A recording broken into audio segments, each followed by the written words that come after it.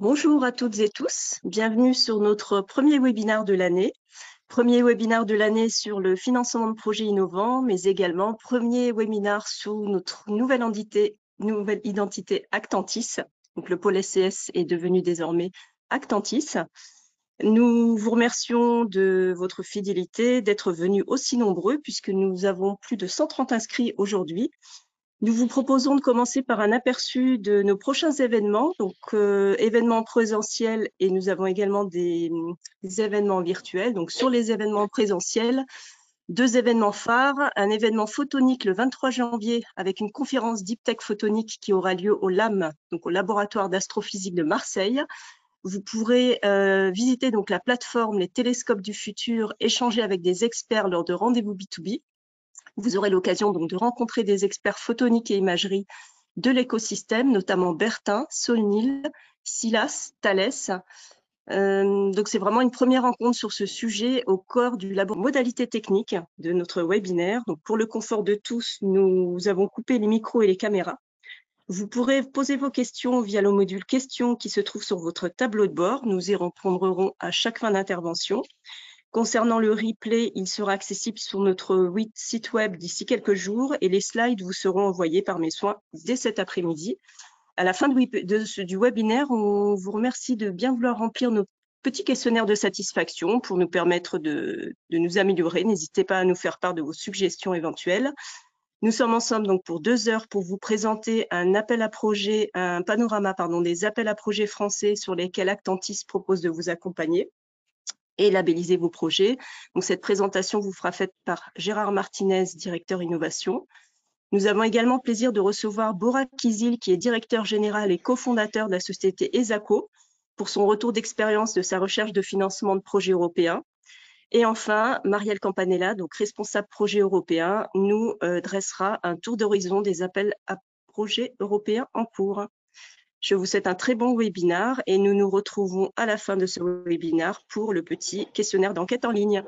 À très bientôt. Gérard, je te laisse la main. Merci Nadira. Eh bien, bonjour à tous. Permettez-moi donc de vous adresser nos meilleurs vœux Actantis pour cette année 2025. Avec de beaux projets, de nouvelles opportunités. Comme l'a souligné Nadira, donc notre nouvelle identité Actantis, qui est donc le résultat de l'absorption du pôle Optitech par le pôle SCS en 2024 et qui s'est finalisé en le dernier trimestre 2024. Donc, ce qui signifie qu'aujourd'hui, nous avons rajouté un axe technologique, l'optique et la photonique, parmi les 4 axes de l'ancien pôle SCS. Et puis, nous avons aussi une extension de région. Donc, aujourd'hui, nous couvrons à la fois, historiquement, bien entendu, la région PACA Sud, et puis maintenant la région Occitanie. Donc, ça nous laisse un champ de déploiement très large, avec, bien entendu, beaucoup plus d'activités. Donc, pour ce premier webinaire de l'année, vous connaissez le contexte politique actuel, ce qui fait qu'il y a un certain nombre de retards sur des appels à projets. Donc, on prend l'initiative d'en parler, sachant que les appels à projets ne sont pas encore actifs, mais devraient l'être, je l'espère, d'ici quelques semaines, si la situation politique se décante. Alors, je vais quand même faire un certain nombre de rappels usuels pour que ceux qui n'ont pas pu ou qui n'ont pas connaissance des mécanismes des appels à projets soient bien au courant. Donc, le mécanisme France 2030, que l'on appelle maintenant depuis pas mal d'années, c'est un programme de soutien à l'innovation, la R&D et l'industrialisation. Et pour ce faire, elle se divise en 3 grandes familles, donc ce qu'on appelle les programmes des investissements d'avenir, anciennement PIA 4, qui est ce que l'on appelle à la fois l'innovation dirigée. Donc dirigée, ça veut dire qu'il y a des secteurs stratégiques qui sont identifiés et il y a donc des programmes spécifiques. Je vous montrerai juste après ce que c'est qu'un secteur stratégique identifié, mais tout ce qui est autour de l'intelligence artificielle est un secteur stratégique identifié, mais il y en a à peu près une vingtaine. Donc, dans cette innovation dirigée, depuis 2021, il y a un budget à peu près de 12,2 milliards d'euros qui a été alloué, qui a été lancé depuis 2021. Que ce soit dans les déclarations liées au plan de notre financement, il a été dit que ces budgets ne sont pas remis en cause. Donc, ce qui veut dire que pour 25 et pour 26, on est dans la prolongation de ce programme, même si parfois il y a des réaffectations, c'est-à-dire qu'un budget qui peut être en innovation dirigée pourrait être fléché plus sur de l'innovation structurelle. Donc structurelle, c'est l'innovation générique telle qu'on l'avait ces années avant 2021, ou potentiellement sur l'innovation maintenant industrielle et soutien aux filières, qui a été donc abondé de 32 milliards en 2022 à peu près. Donc, ces 54 milliards au total, donc sur ces différents types d'innovation et types de financement, sont a priori sécurisés. Et l'État a déjà engagé à peu près 30 milliards. Alors, en fin 2023, on n'a pas les chiffres 2024. Et je pense qu'on sera à peu près à 37 milliards en fin 2024 d'engagés. Donc, ça veut dire un nombre assez conséquent de projets qui sont financés, donc bénéficient d'aides publiques. Et puis, bien entendu, un certain nombre de lauréats, sachant que comme on a des projets collaboratifs, on a beaucoup plus de lauréats que de projets. Parmi les stratégies d'accélération qui font l'objet donc de ces appels à projets dirigés, vous en avez un certain nombre qui sont décrits ici. Vous en avez l'accès pour avoir plus de détails sur le site gouvernemental qui est donné en URL juste en dessous. En ce qui nous concerne, bien entendu, il y a tout ce qui est relatif au numérique au sens large, soit direct, comme la cyber, les technologies quantiques, l'IA, la santé numérique, le cloud et autres, ou la 5G, mais aussi de manière très transverse, puisque dans tout type d'appel à projet, on va retrouver le numérique au sens large. Donc, on est susceptible d'être à la fois sur des appels à projets directs ou de manière transverse. Si on prend par exemple les villes durables, les bâtiments innovants, vous allez retrouver beaucoup de numérique autour de l'IoT, autour de la communication, la 5G ou LP1, mais aussi autour de l'IA par exemple. Donc ça, je vous invite à le regarder, ça vous inspirera aussi en ce qui concerne la nature de vos projets, voire élargir un petit peu plus vos spectres et ne pas être uniquement sur de l'innovation dirigée comme la cyber ou la partie technologie de réseau et de communication, mais surtout regarder de manière transverse ce que vous pouvez faire aussi dans le cadre des villes durables ou dans le cadre de l'hydrogène décarboné ou la santé numérique. Après, ce qui est important dans votre approche des appels à projets, c'est de bien définir votre projet en fonction de la typologie de votre entreprise, en fonction de la maturité de vos produits et de vos services. Vous n'êtes pas susceptible d'être sur tous les appels à projets de manière générale. Il faut être beaucoup plus fin dans votre analyse. Ce qui est très important, c'est que le régime dérogatoire de financement de la R&D et de l'innovation, c'est aussi caractérisé par l'aspect innovant. Si vous êtes sur un sujet qui a été depuis N fois exploré, ça va être très difficile de travailler sur un aspect innovant ou un aspect disruptif en termes de technologie. Ceci étant, vous pouvez l'avoir sur une approche beaucoup plus service ou sociale, par exemple, et on verra après comment on peut caractériser l'innovation. Ce qui est important, c'est aussi de montrer que vous êtes confronté à des verrous, qu'ils soient technologiques ou d'usage, peu importe, et que vous avez bien appréhendé ces sujets. Dans le projet, il y a toujours une notion de viabilité financière, c'est la clé, ce sont des éléments que l'on s'attache à étudier avec vous dès le début. C'est à la fois, au-delà de l'aide publique que vous serez susceptible de recevoir, votre capacité d'autofinancement du projet que vous voulez présenter. Et bien entendu, la notion d'aide publique, c'est quelque chose qui doit se caractériser par un impact. Alors, un impact économique, ça veut dire que c'est une augmentation de chiffre d'affaires ou le maintien et le développement d'emplois ou l'inscription dans une filière stratégique, d'une stratégie nationale d'accélération. Donc, il est important aussi de ne pas uniquement raisonner par rapport à vos attentes, mais aussi à la vocation de l'aide publique qui a pour objectif de vous aider, de vous accompagner pour développer plus de chiffre d'affaires, développer plus d'emplois ou maintenir ou relocaliser une activité sur le territoire français. Pour finir sur l'aspect projet, la notion de labellisation par un pôle de compétitivité, c'est pas quelque chose qui est obligatoire depuis maintenant quelques années, pour pas être discriminant, bien entendu, mais c'est un label à la fois qualitatif et parfois quantitatif. Ça veut dire que ça peut vous donner un bonus sur le taux d'aide publique que vous pouvez obtenir. Les pôles de compétitivité, c'est une délégation de l'État qui nous a été allouée depuis 2005 et qui a été reconduite en 4 appels. Donc, nous sommes sur la phase 5 et nous allons basculer en phase 6 d'ici 2 ans. Comme je vous l'ai dit, tout doit être tourné sur la notion d'innovation. Il est important dans votre projet de toujours bien identifier votre point de départ et votre point d'arrivée.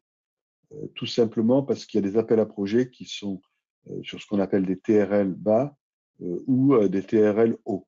Et à partir de là, il ne faut pas se tromper. Si vous êtes dans une phase de concept technologique et non pas sur une phase de système réel et achevé, vous allez être positionné sur un appel à projet et pas un autre.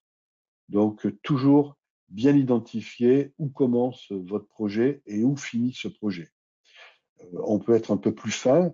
Dans un projet, il y a plusieurs sous-systèmes. Il y a peut-être des sous-systèmes qui sont déjà sous forme de démonstrateurs, mais une autre partie qui est nouvelle et qui apparaît au sein du projet et qui est plutôt sur de la maquette, du maquettage. Donc là, on peut avoir un mix et quelque chose d'hybride, avoir une partie du projet qui est sur des TRL assez hauts et une partie du projet qui se retrouve sur des TRL beaucoup plus bas parce qu'on est sur du développement technologique ou de la recherche et de la démonstration de faisabilité. Donc, c'est important de bien identifier soit tout ou partie et aussi, ça nous permettra, nous, de vous accompagner au mieux et de vous orienter sur le meilleur appel à projet. Je vous ai parlé de caractère innovant. Très souvent, on a limité l'innovation à une innovation technologique, bien entendu. Mais non, ce n'est pas que ça. Hein. Vous avez aussi l'innovation en termes de produits, de services ou d'usage. Vous avez aussi l'innovation sur des procédés d'organisation, sur des procédés industriels, sur des procédés de commercialisation, des procédés de marketing. Tout ça fait partie de la notion d'innovation et elle peut être à la fois radicale, comme on appelle ça, donc une innovation un peu de rupture, mais elle peut être aussi incrémentale. C'est-à-dire que vous êtes sur une gamme de produits et de services pour lesquels vous allez étoffer, vous allez améliorer, vous allez élargir le champ fonctionnel ou l'aspect business. Vous avez un pivotage de votre application et vous allez explorer de nouveaux marchés. Donc, c'est très important de bien, on doit retenir de cette slide, on peut avoir plusieurs typologies d'innovation, une ou plusieurs, et elle n'est pas restrictive en termes d'innovation technologique, et on peut être sur une innovation radicale ou une innovation incrémentale. Lorsque on élabore son projet, il y a des points de vigilance qui sont que l'on check avec vous aux premières prises de contact. Hein. C'est bien entendu l'aide publique. Si vous voulez faire appel à l'aide publique, il faut bien être conscient que les travaux et les dépenses, ça doit être en local et sous contrat local.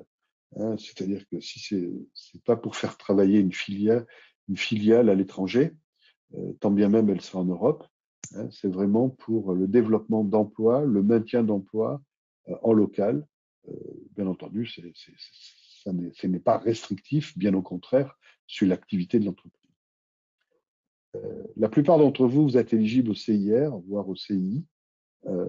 donc, qui ont été sujets à discussion dans le plan de financement. Donc, le CIR semble être sécurisé. Le CI devrait l'être aussi, mais sous une forme un petit peu différente de ce que vous avez connu les années précédentes, au même titre que le statut de jeune entreprise innovante. Ce qu'il faut savoir, c'est que quand vous faites appel à de l'aide publique, vous avez une partie qui va être financée, et puis vous avez une partie qui est en autofinancement. Mais même dans cet autofinancement, vous êtes toujours éligible au CIR. Alors, on ne cumule pas le CIR avec l'aide publique que vous recevez, mais sur une partie, si vous avez un projet qui fait 100 et que vous avez 50 d'aides publiques, les 50 qui sont en autofinancement sont aussi éligibles au CIR. Bien entendu, il faut être capable de bien présenter un plan d'autofinancement crédible, c'est-à-dire que si vous avez des fonds propres négatifs, ça va être mal perçu et c'est un critère d'élimination la plupart du temps. Il faut savoir que si on veut présenter un projet cohérent, il faut avoir au moins 1 euro de fonds propres par rapport à 1 euro d'aide publique que vous serez susceptible de recevoir. Bien entendu, il y a aussi un autre critère qui est au sens de la méthode européenne, c'est la notion de perte. Donc, il ne faut pas avoir des pertes qui soient supérieures à la moitié des capitaux propres. Donc ça, c'est une règle européenne et qui est applicable. Alors, il y a un seul appel à projet aujourd'hui qui ne rentre pas. Alors, dans le cadre d'appels à projets européens que vous allez voir après, ces deux critères ne sont pas nécessairement éliminatoires. Dans le cadre des appels à projets nationaux ou régionaux, il y a un appel à projet qui va vous permettre de vous affranchir de la problématique de fonds propres et de pertes. Je vais vous le décrire tout à l'heure.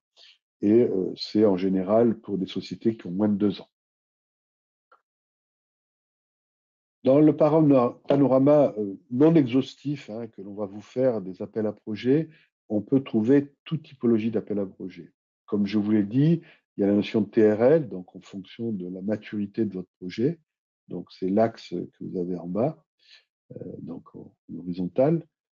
Vous pouvez avoir donc des projets de type ANR, mais aussi des projets de type innovation qui sont sur des TRL bas. Et puis après, vous avez des TRL beaucoup plus hauts, avec des budgets qui aussi sont beaucoup plus conséquents, donc qui peuvent aller au-delà d'une dizaine de millions d'euros. Donc ça veut dire que quelque part, à un moment ou un autre, dans le panorama des appels à projets, il y en a toujours un qui peut correspondre à votre projet. Il est très important toutefois de bien maîtriser la temporalité, puisque les projets sont soit actifs toute l'année, mais avec des relèves, ou soit ils sont actifs pendant des périodes. Donc, on s'attache à vous donner de la visibilité au moins sur les 2 premiers trimestres, sur ce qui est actif ou sur ce qui va s'activer, pour que vous puissiez être en mesure de bien préparer à la fois le projet en tant que tel, le caler avec vos plannings, et puis surtout, en ce qui nous concerne, bien le caler avec nos sessions de labellisation et d'appréhension donc du planning, qui est quand même en général entre 4 et 8 semaines avant de déposer un projet. Donc là, on va les décrire juste après. Vous avez un certain nombre d'appels à projets qui sont soit rattachés à l'innovation structurelle, soit rattachés à l'innovation dirigée, ce que vous voyez en vert, ou soit ce qui est rattaché à l'industrialisation, comme l'appel à projet première usine. Sur l'innovation dirigée, il y a un certain nombre de projets qui sont actifs aujourd'hui et il y en a un certain nombre autour de l'intelligence artificielle principalement qui sont en cours d'élaboration et qui devraient sortir dès Q1, donc ce premier trimestre 2025. Pour l'instant, on n'a pas toutes les informations, donc je ne me permets pas d'en discuter, mais sachez qu'on vous tiendra au courant au fil de l'eau où on avance de phase dès l'instant où on a de la visibilité sur ces appels à projets. Donc, intégrer cet élément, je pense qu'il est disponible sur notre site web, ce qui vous permettra à tête reposée de dire, tiens, nous, si on veut être sur technologie critique cyber, la clôture, c'est fin avril.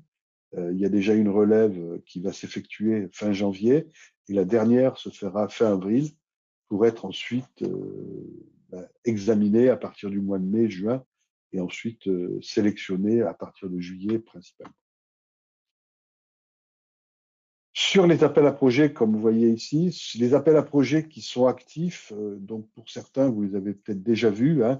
Donc, il y a l'appel à projet IDEMO générique, qui n'a pas de typologie ou de stratégie d'accélération précise, mais qui est assez large en termes de technologie du numérique, donc il n'y a pas de restriction. C'est toutefois des appels à projets qui sont assez conséquents puisque les budgets doivent être supérieurs à 4 millions d'euros.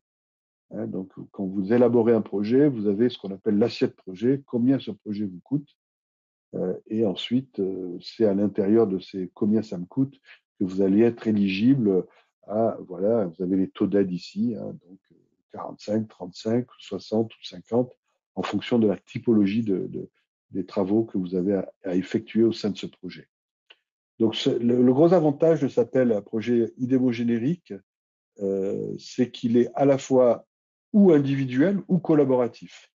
Donc, collaboratif, ça vous permet, par exemple, d'être à 4 sur le projet et d'avoir une assiette projet de 1 million, par exemple, pour chaque entité, et non pas 4 millions d'euros. Donc, c'est un appel à projet qui met l'accent quand même sur un aspect innovant et avec quand même une priorité sur la notion de transition énergétique, écologique et numérique, donc avec des typologies de projets qui peuvent être un petit peu plus spécifiques. Mais ça n'empêche pas qu'on peut avoir, par exemple, dans la microélectronique, aujourd'hui, il y a un certain nombre de travaux autour des composants, et je ne vais pas rentrer dans le détail, mais pour avoir une empreinte énergétique beaucoup plus faible, même si on est sur un sujet autour de l'IA. Et ça fait partie justement des typologies de projets qui sont éligibles à cet appel à projet. Donc, ce n'est pas parce qu'on est dans le numérique, bien entendu, mais aujourd'hui, on a un numérique qui va être plus sobre, plus frugal, et qui, à ce moment-là, participe ou remplit les exigences de transition ou de sobriété numérique. Donc là, on peut déposer au fil de l'eau, et puis on a des relèves tout le long de l'année. Donc, il y en a une qui va être au mois de mars et une autre qui sera au mois de mai. Et cet appel à projet, en général, il s'effectue en 2 phases. Inutile d'avoir un projet très exhaustif. On peut l'élaborer sur un pré-projet. Un pré-projet, c'est une trentaine de slides bien détaillés quand même. Une trentaine de slides qui ensuite, si le projet passe la première présélection, demande un deuxième dépôt qui est beaucoup plus conséquent. Et ça vous permet d'avoir quand même une approche progressive et pas d'avoir quelque chose de trop chronophage en termes d'élaboration du projet en tant que tel, du moins dans ses détails. Vous avez l'équivalent qui s'appelle IDEMO régionalisé, et là, on est sur des projets qui sont, enfin, des assiettes projets qui sont inférieurs à 4 millions d'euros. Par contre, là, on est sur des appels à projets collaboratifs, ce qui signifie qu'il y a au moins à minima 2 partenaires industriels ou de services et un partenaire de recherche ou un partenaire académique. Et là, on peut être sur des projets qui vont de 0,5 millions d'euros à 4 millions d'euros, ou de 1 million d'euros à 4 millions d'euros si on est si on est sur plusieurs régions. Ça veut dire que vous pouvez identifier des partenaires sur la région Occitanie, par exemple, puisqu'en plus, nous, on intervient sur cette région depuis maintenant fin 2024, et la région Sud-PACA, où on peut monter un projet collaboratif. Donc ça, c'est des projets très intéressants qui sont aussi à la fois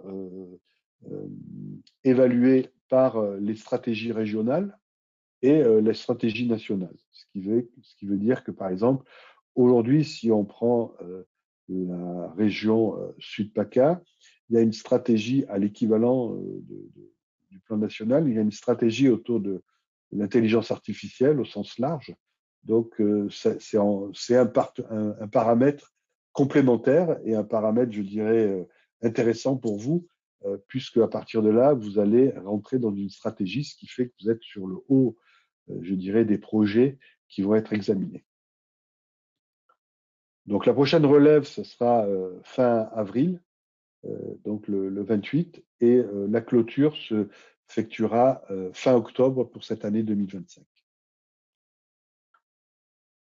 Pour des projets qui sont beaucoup plus petits et qui sont très prisés pour notre écosystème, alors vous voyez, c'est pris de. On n'a pas fait un petit update, mais c'est innovation en PACA et il y a l'équivalent en Occitanie. Donc, vous avez des projets donc, qui sont d'abord petits projets qui sont sur deux axes. Un axe faisabilité où on est dans ce cas sur des TRL parfois assez bas, donc de la faisabilité liée à des verrous technologiques par exemple, ou des projets qui sont beaucoup plus en développement et pré-industrialisation. Donc, sur les petits projets, vous avez des projets qui sont jusqu'à des assets de projets jusqu'à 400 K euros, avec des subventions pouvant aller jusqu'à 200 K euros, ce qui est très intéressant pour la plupart des sociétés de notre écosystème, puisqu'on a à peu près entre 65 et 70 sociétés de notre écosystème, excusez-moi, de notre écosystème, qui sont plutôt des TPE, de start-up. Et puis sur le volet industrialisation, là, on peut aller jusqu'à 1 million d'euros. Et on a, même si on peut être aussi sur des petites, par exemple une ETI, le projet peut commencer à 300 K euros. Alors sur l'aspect faisabilité, on est sur de la subvention. Sur l'aspect développement et pré-industrialisation, on est sur de l'avance remboursable avec des critères donc de remboursement qui font qu'en cas d'échec, puisqu'on peut être sur des échecs commerciaux ou des échecs techniques, vous avez sur cette avance remboursable uniquement 30% sont redevables.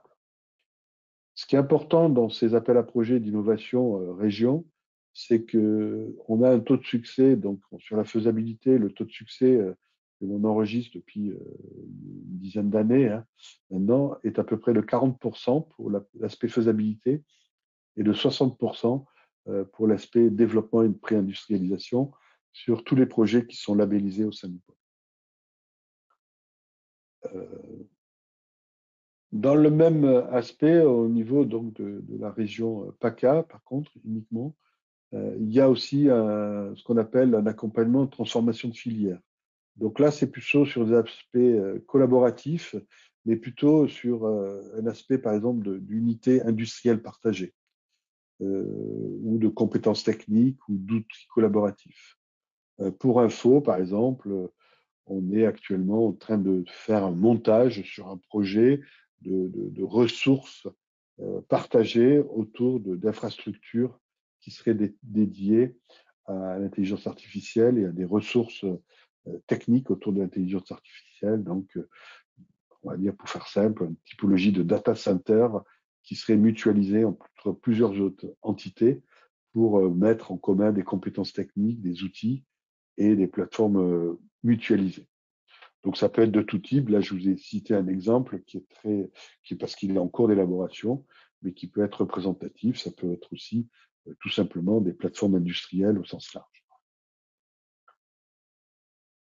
Parmi les projets donc sur l'innovation, sur les appels à projets au niveau national, il y en a un qui devait sortir, qui n'est pas sorti, et comme je vous l'ai dit, qui est lié au contexte donc de non-finalisation du plan de la loi de financement. C'est le concours à l'AIB qui a la particularité de ne pas être soumis aux critères de fonds propres et critères de perte cumulés, et qui en plus peut être aussi accessible à des sociétés qui sont même pas créées, qui sont en cours de création pendant la période d'élaboration du projet. Donc ça, c'est des entreprises qui ont moins de 2 ans et qui ont un projet donc qui est dimensionnant. En général, c'est le projet de l'entreprise. Ce qui est très intéressant, c'est que vous êtes sur un montant qui peut aller jusqu'à 1 million d'euros en termes de nature du projet, et vous pouvez obtenir une subvention qui peut aller jusqu'à 600 K euros.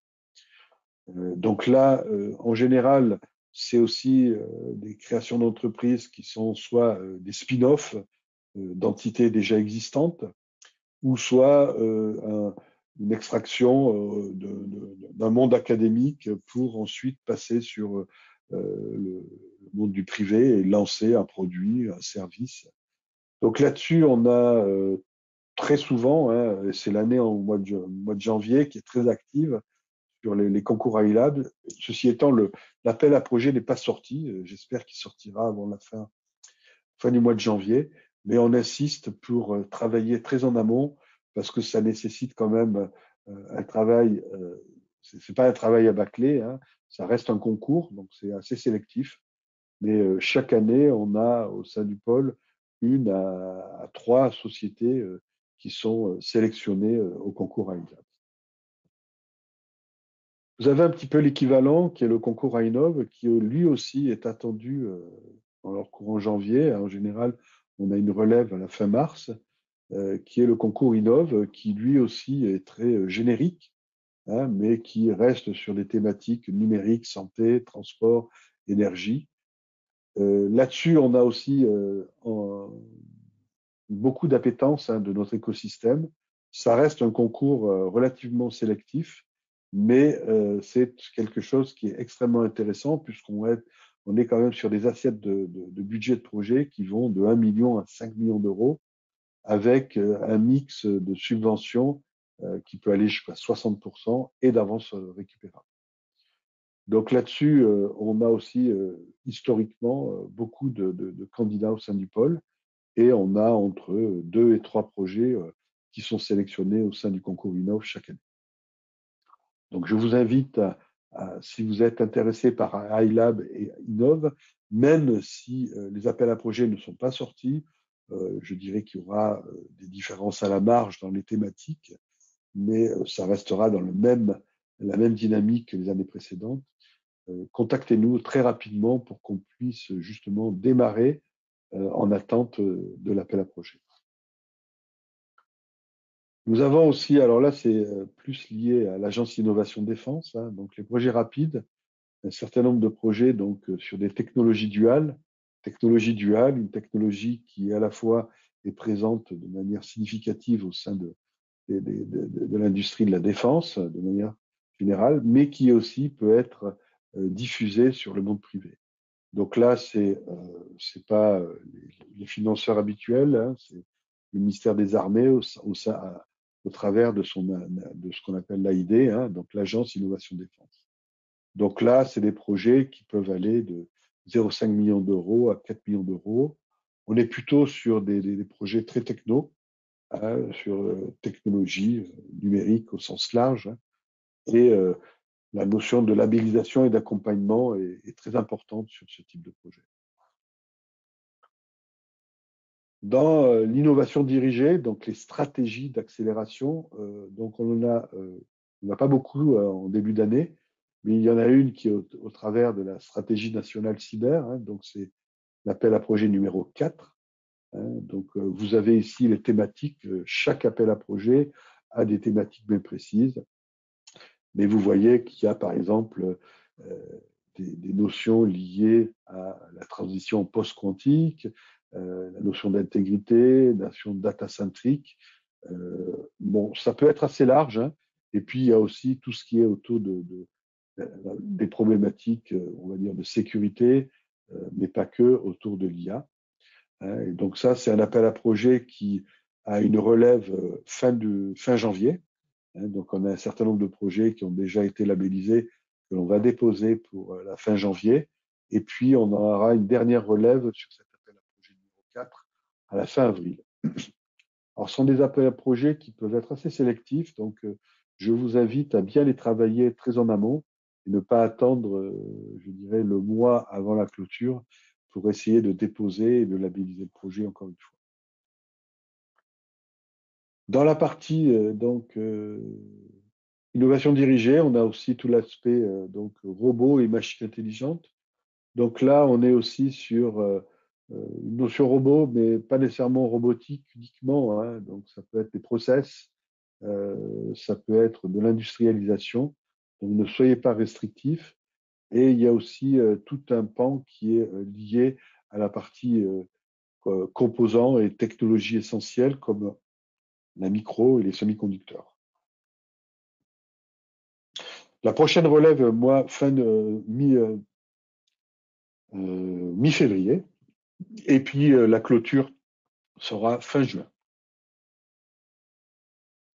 Pour terminer sur les appels à projets que l'on a identifiés, sur lesquels on travaille principalement, même si, comme je l'ai dit, ce n'est pas exhaustif, il y a une notion industrielle, donc première usine.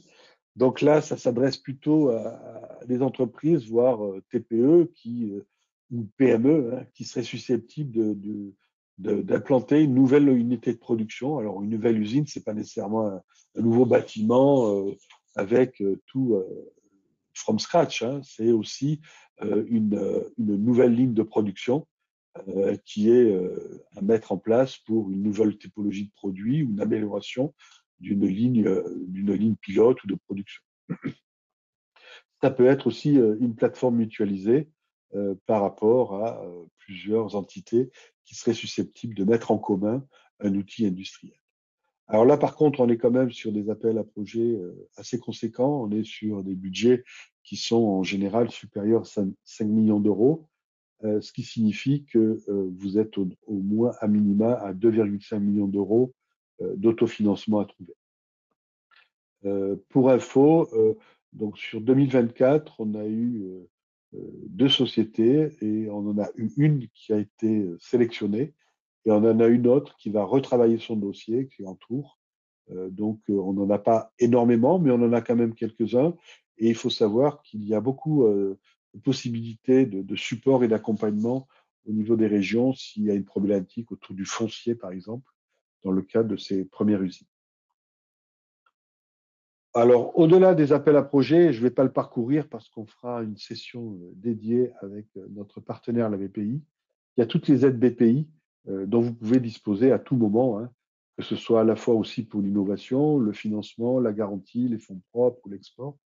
Donc là, je ne vais pas passer en détail, mais il est important de bien comprendre que les appels à projets, ce sont des éléments qui sont à la fois complémentaires à ce que la BPI peut vous proposer, sachant que la BPI vous proposera quand même des emprunts la plupart du temps, hein, et pas nécessairement de l'aide publique comme on a pu avoir, comme on a sur les appels à projets.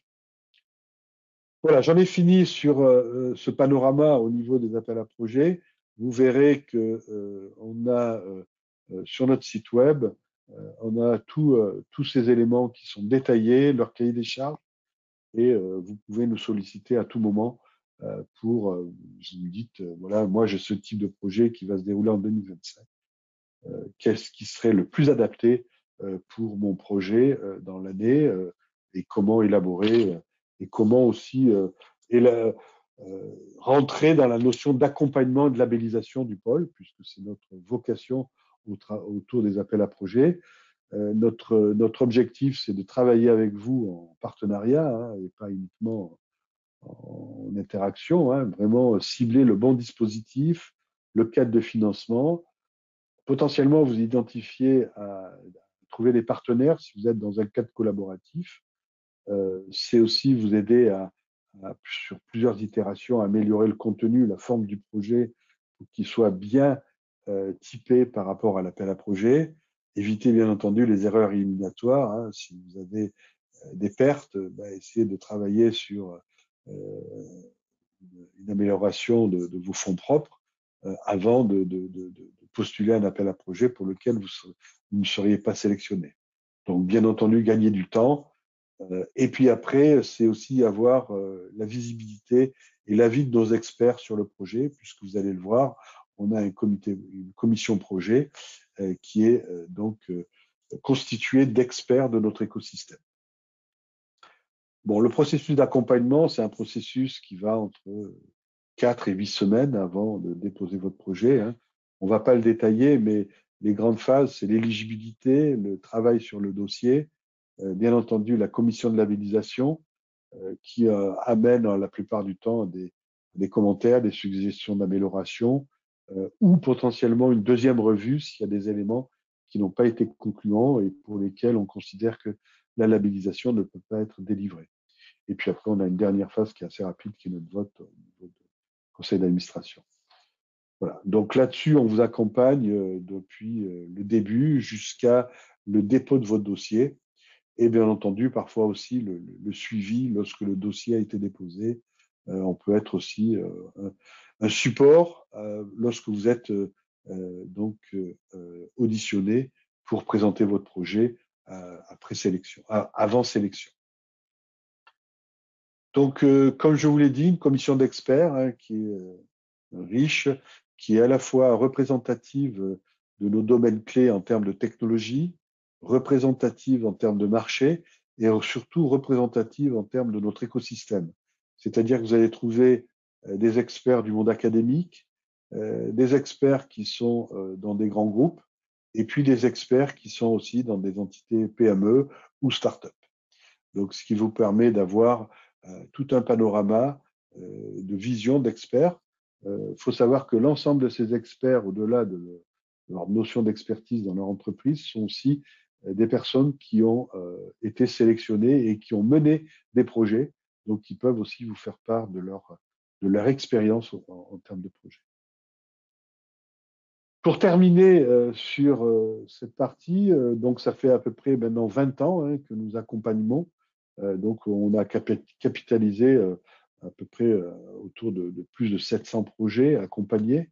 Donc c'est un processus donc qui est maintenant bien rodé, qui s'est amélioré, qui a aussi eu des changements en fonction des stratégies des appels à projets. Ce qui est important, c'est que pour vous, hein, la notion de taux de succès, si vous êtes accompagné, quel est mon taux de succès alors que si j'y vais sans labellisation. Et là, je ne parle pas uniquement en termes de labellisation pour Actantis, hein, mais je parle en termes de labellisation au sens large de tous les pôles de compétitivité. Donc voilà, vous avez les chiffres. Hein, en général, vous avez plus du double de taux de succès lorsque le projet est labellisé. Et sachant que pour les projets collaboratifs de type IDEMO ou Demo Région, en général, 100% des projets qui sont retenus sont labellisés. Et juste pour terminer sur notre savoir-faire, comme je vous l'ai dit, donc 2024, c'est l'absorption du pôle Optitech par le pôle SCS pour se matérialiser autour d'une nouvelle identité qui est Actantis. Donc ça veut dire que si vous voyez les chiffres cumulés de ces deux entités, c'est à peu près 1,6 milliard d'euros de dépenses R&D qui a été cumulé depuis 2005 et 650 millions d'euros d'aide publique pour tous ces projets qui ont été cumulés. Ça, ce sont des chiffres que l'on a cumulés à fin juin, puisqu'on remonte tous ces éléments au niveau national et au niveau régional pour, bien entendu, identifier et bien caractériser la valeur ajoutée d'un pôle. Voilà, donc comme souligné, je vous invite donc à nous solliciter très en amont, n'hésitez pas. Donc, vous avez ici la personne clé au sein des projets France, hein, qui est donc Nadira Lepagno, et qui se tient à votre disposition justement pour travailler et identifier vos projets, sachant qu'après, vous êtes accompagné par toute la cellule innovation ainsi que ses experts. Voilà Nadira, je pense que j'en ai fini. J'espère que j'ai pas trop pris dans le timing. Et puis, je peux Merci te beaucoup, repasser la Gérard. main. Ouais, merci beaucoup. Merci pour ton intervention. Alors, pour l'instant, je n'ai pas de questions. Je reviendrai vers toi si des questions apparaissent D'accord. entre-temps. Et pour le moment, je vais passer la main à Marielle, qui est donc responsable projet européen chez Actantis et qui va vous présenter donc les appels à projets, notamment, je crois, dans une première partie, les cascades funding. Oui, bonjour à tous. Donc, je vous partage mon écran. Nadira, tu peux me confirmer que c'est bien C'est parfait, visible pour tous les c'est très participants? bien. Très Oui, bien, parfait. Donc, merci Gérard pour cette première partie. Nous allons effectivement continuer ce webinaire sur le thème des appels à projets au niveau européen cette fois-ci. Donc, comme à l'accoutumée, on va débuter par les appels à projets de type financement en cascade. Le principe de ces appels à projets-là et les appels actuellement en cours. Je vous évoquerai ensuite l'accompagnement qu'Actantis met en place sur ces appels à projets-là et également de façon plus générale à l'Europe. Et on aura ensuite la chance d'avoir le témoignage de la société ESACO avec Bora Kizil, qui vous témoignera son parcours sur le financement en cascade et ce sur quoi cela a pu déboucher sur des financements européens de façon plus large. Également, on pourra bénéficier de ses conseils sur comment candidater pour une PME sur ce type d'appel à projet-là. Et on terminera donc la matinée avec l'actualité au niveau des financements européens, notamment via le projet PhotonUp Europe, les dernières nouveautés et actualités du programme Horizon Europe, EIC, Eureka, le programme du FED, du Fonds européen de la défense, et quelques éléments sur des missions internationales auxquelles vous pourrez potentiellement participer. Donc là, le programme pour environ l'heure et quart qui nous reste devant nous. Donc tout d'abord, concernant le financement en cascade, donc pour ceux qui ne sont pas familiers avec ces éléments-là, donc comme vous le savez, le système de financement européen est parfois un peu moins adapté pour les petites structures. Donc c'est une des raisons pour laquelle la Commission européenne a lancé le principe du financement en cascade il y a déjà quelques années, donc dans le cadre du programme Horizon 2020 et maintenant dans le cadre du programme Horizon Europe et d'autres appels à projets. Donc, le financement en cascade est un dispositif de financement européen qui est géré non pas en direct par la Commission européenne, mais par des projets intermédiaires qui sont eux-mêmes sélectionnés par la Commission européenne. Donc, l'idée globale ici est de déléguer le financement pour une prise en charge plus agile. Ça signifie que les structures volontaires, dont les pôles de compétitivité peuvent faire partie, répondent en consortium à un appel à projet européen de façon assez classique et sont donc financés sous la forme d'un projet standard. Et une partie du budget de ce projet est réservée dès la proposition pour être redistribuée dans le cadre de nouveaux appels à projets plus petits gérés par le projet principal lui-même. Donc, ces appels permettent de financer des actions qui sont ciblées en général vers les PME, les ETI, mais également parfois vers les grands groupes, voire les organismes de recherche. On y trouve des soutiens à l'innovation avec des prestations d'accompagnement, de soutien d'accélération, type études de faisabilité, études de marché, actions à l'international, etc. Également des soutiens pour la levée de fonds, des soutiens pour l'incubation, pour l'accès à de nouveaux marchés. On y trouve également des accompagnements financiers avec une redistribution du financement vers des projets spécifiques qui sont déposés dans le cadre d'appels à projets spécifiques. Donc ces appels à projets sont entièrement gérés par le consortium du projet principal qui les organise. Donc ces appels sont dépendants de chaque projet qui les anime. On appelle ça en général des open calls. Et ils sont publiés donc sur le site web des projets spécifiques en question et également sur ce qu'on appelle le portail de la Commission européenne. Donc vous aurez le lien ici même lorsque les slides vous seront adressés cet après-midi. Ils sont ouverts en général durant une durée de 2 mois. Les dossiers de candidature sont relativement légers, environ une quinzaine de pages, la plupart du temps en anglais, enfin tout le temps en anglais d'ailleurs. Les candidatures peuvent être soit en consortium, soit en individuel, en monopartenaire, suivant les spécifications de chaque appel. Les évaluations sont gérées par les équipes projets directement et sont effectuées par des experts indépendants. Les projets qui sont financés sont en général courts, de l'ordre de 6 à 18 mois. Et la plupart du temps, les subventions sont sous la forme de forfait, ce qu'on appelle lump sum, ou bien sur la base de justification de coûts. Les aspects contractuels sont gérés par le projet principal, par l'un des partenaires du projet principal. Et il y a également un reporting qui est à mettre en place.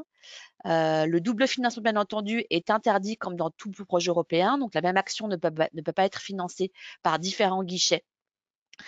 Étant donné que chaque appel à projet dépend du projet principal, il est vraiment important de bien lire ce qu'on appelle le guide du candidat, le Guide for Applicants, qui détaille à la fois les critères d'éligibilité, les montants des subventions, les modes de candidature, et n'hésitez pas à contacter les partenaires du projet financeur pour avoir de plus amples informations. Donc, nous faisons régulièrement le relais de tel appel à projet. Si vous avez un besoin particulier pour ce type de financement pour un petit projet, n'hésitez pas à nous contacter puisqu'il y a vraiment, c'est vraiment très foisonnant en termes d'appels qui sont actuellement ouverts. Donc, pour ce trimestre, nous avons identifié un certain nombre d'appels à projets. Donc, je tiens à souligner que Actantis n'est pas impliqué dans ces open calls où nous faisons le relais de projets qui sont menés par d'autres entités. Mais on peut vous accompagner si vous souhaitez plus d'éléments sur ces appels à projets-là. Donc, sur le tableau que vous voyez actuellement, les appels à projets sont classés par ordre chronologique de date limite de candidature, avec le sujet indiqué en bleu, les conditions au milieu et à droite, la date limite de candidature et le lien si vous souhaitez avoir plus d'informations ou pour candidater. Donc tout d'abord, on a identifié l'appel à projet Arise qui porte sur le thème de la robotique industrielle dans le domaine de la santé, de l'intralogistique et du manufacturing. Donc les candidatures se font soit de manière individuelle, soit sous un mini consortium de 2 entités qui rassemblent à la fois un utilisateur final et un fournisseur de technologie. Et au moins une PME doit être membre de ce consortium et être le chef de file. Le projet Arise fournit une liste de partenaires potentiellement intéressés pour répondre à cet appel à projet-là. Et l'idée est de développer des solutions de robotique industrielle basées sur l'interaction humaine qui répond à l'un des 8 challenges préidentifiés par le projet. Donc, le financement est sous la forme d'une subvention forfaitaire qui va jusqu'à 200 000 € maximum par projet. Et le financement est couplé avec un accompagnement de 12 mois sous la forme de mentorat et de soutien pour le développement du projet. La date limite est très tôt, c'est cette semaine, le 16, et vous avez les liens ici pour candidater. Ensuite, sur un autre thème, l'appel à projet Agrarian dans le domaine des solutions d'IA et d'IoT pour l'agriculture, donc élevage, grande culture et viticulture. Ici, les candidatures se font de manière individuelle pour des PME, des centres de recherche, des universités. Et l'idée est de développer des solutions de ce qu'on appelle de smart farming, donc de solutions intelligentes pour l'agriculture, avec une subvention jusqu'à 50 000 € par projet. Date limite de candidature au 31 janvier. Ensuite, on trouve l'appel à projet Ruractive, donc ce sont qui portent sur les technologies numériques innovantes et intelligentes pour les zones rurales. Donc, on y trouve tous les thèmes liés à la logistique, à la mobilité, à la transition énergétique pour les zones rurales. Et l'idée est donc de répondre à un des défis spécifiques proposés par le projet et de l'appliquer dans des zones rurales qui sont prédéfinies par l'appel dans différents pays européens. Donc, vous voyez la liste ici. Les candidatures se font soit en individuel pour les PME, soit sous la forme d'un consortium de 2 entités avec une PME qui a le rôle de chef de file.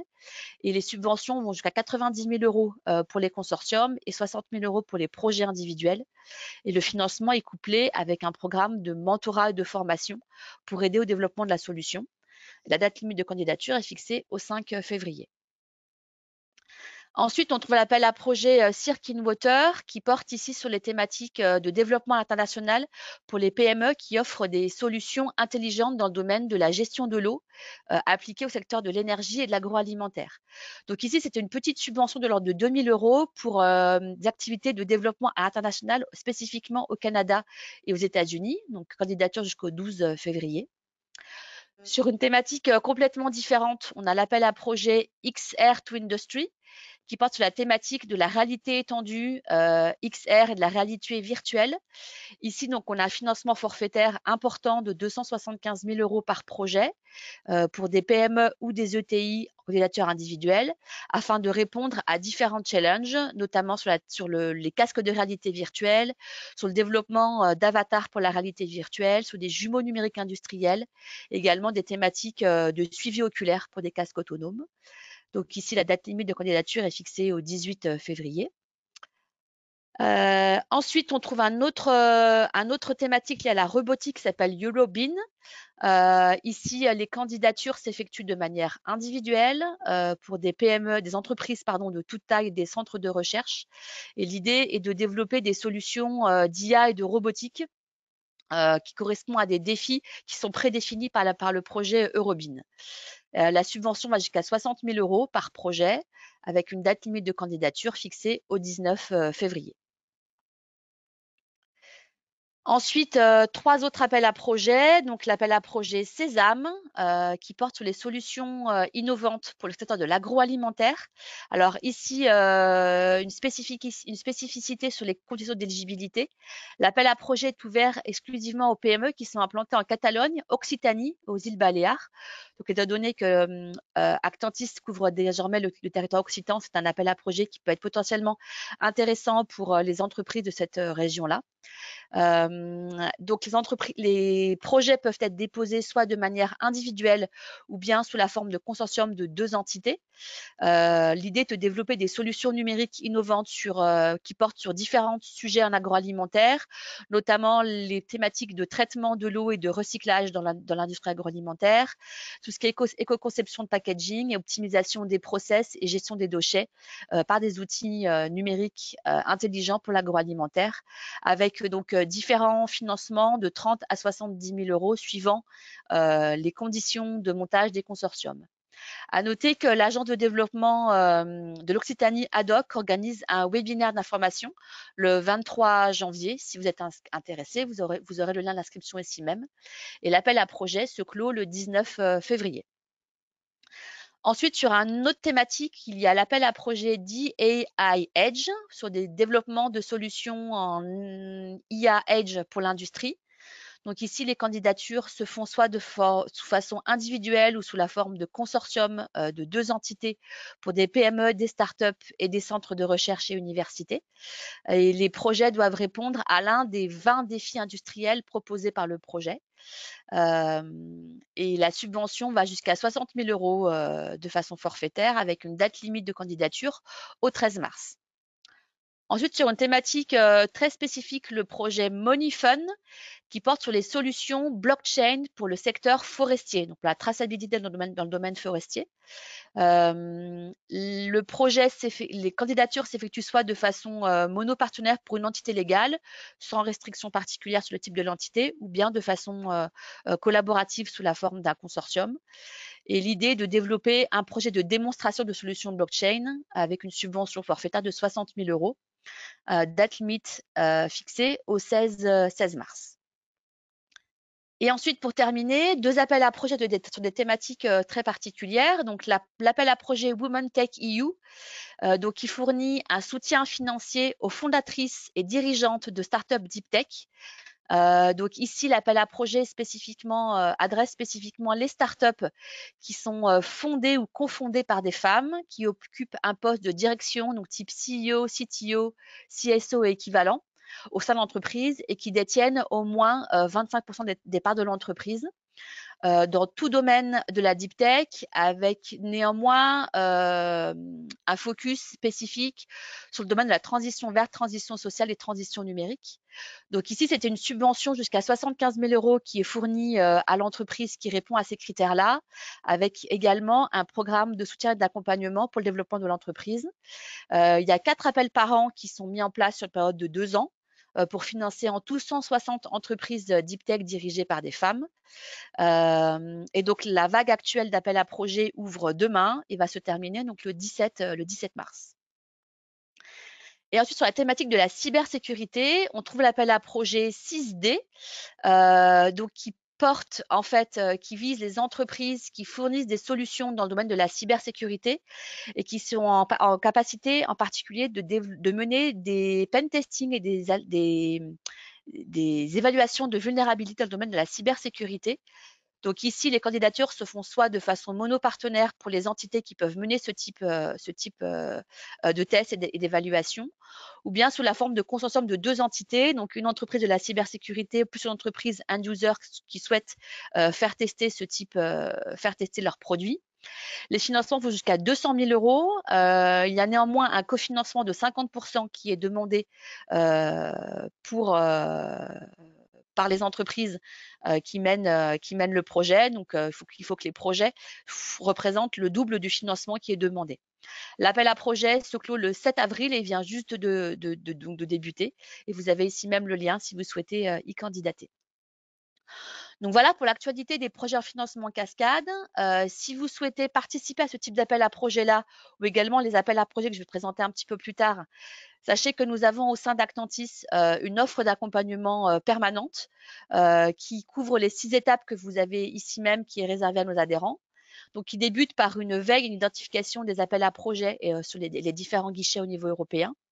Donc, suivant les besoins que vous pouvez avoir, on peut mener ensemble une qualification et une orientation vers les meilleurs guichets les plus adaptés selon le type de financement que vous recherchez et selon le type de collaboration que vous souhaitez mettre en place au niveau européen.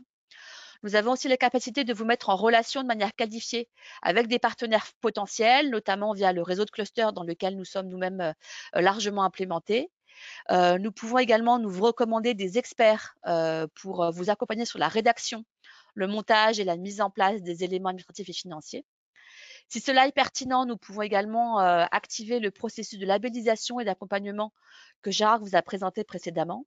Et nous pouvons effectuer une relecture argumentée et des recommandations de dossiers de candidature que vous aurez rédigé en amont. Donc, pour vous illustrer ça de façon plus concrète, nous vous proposons maintenant d'avoir un témoignage du parcours Europe qui a été mené par la société ESACO, donc Bora Kizil, afin qu'il va vous présenter donc le parcours auquel il a pu mettre en place, donc du financement en cascade tel que j'ai pu le présenter précédemment, jusqu'à la mise en place de projets de R&D sur un projet collaboratif. Donc, Bora, est-ce que tu es bien connecté avec nous?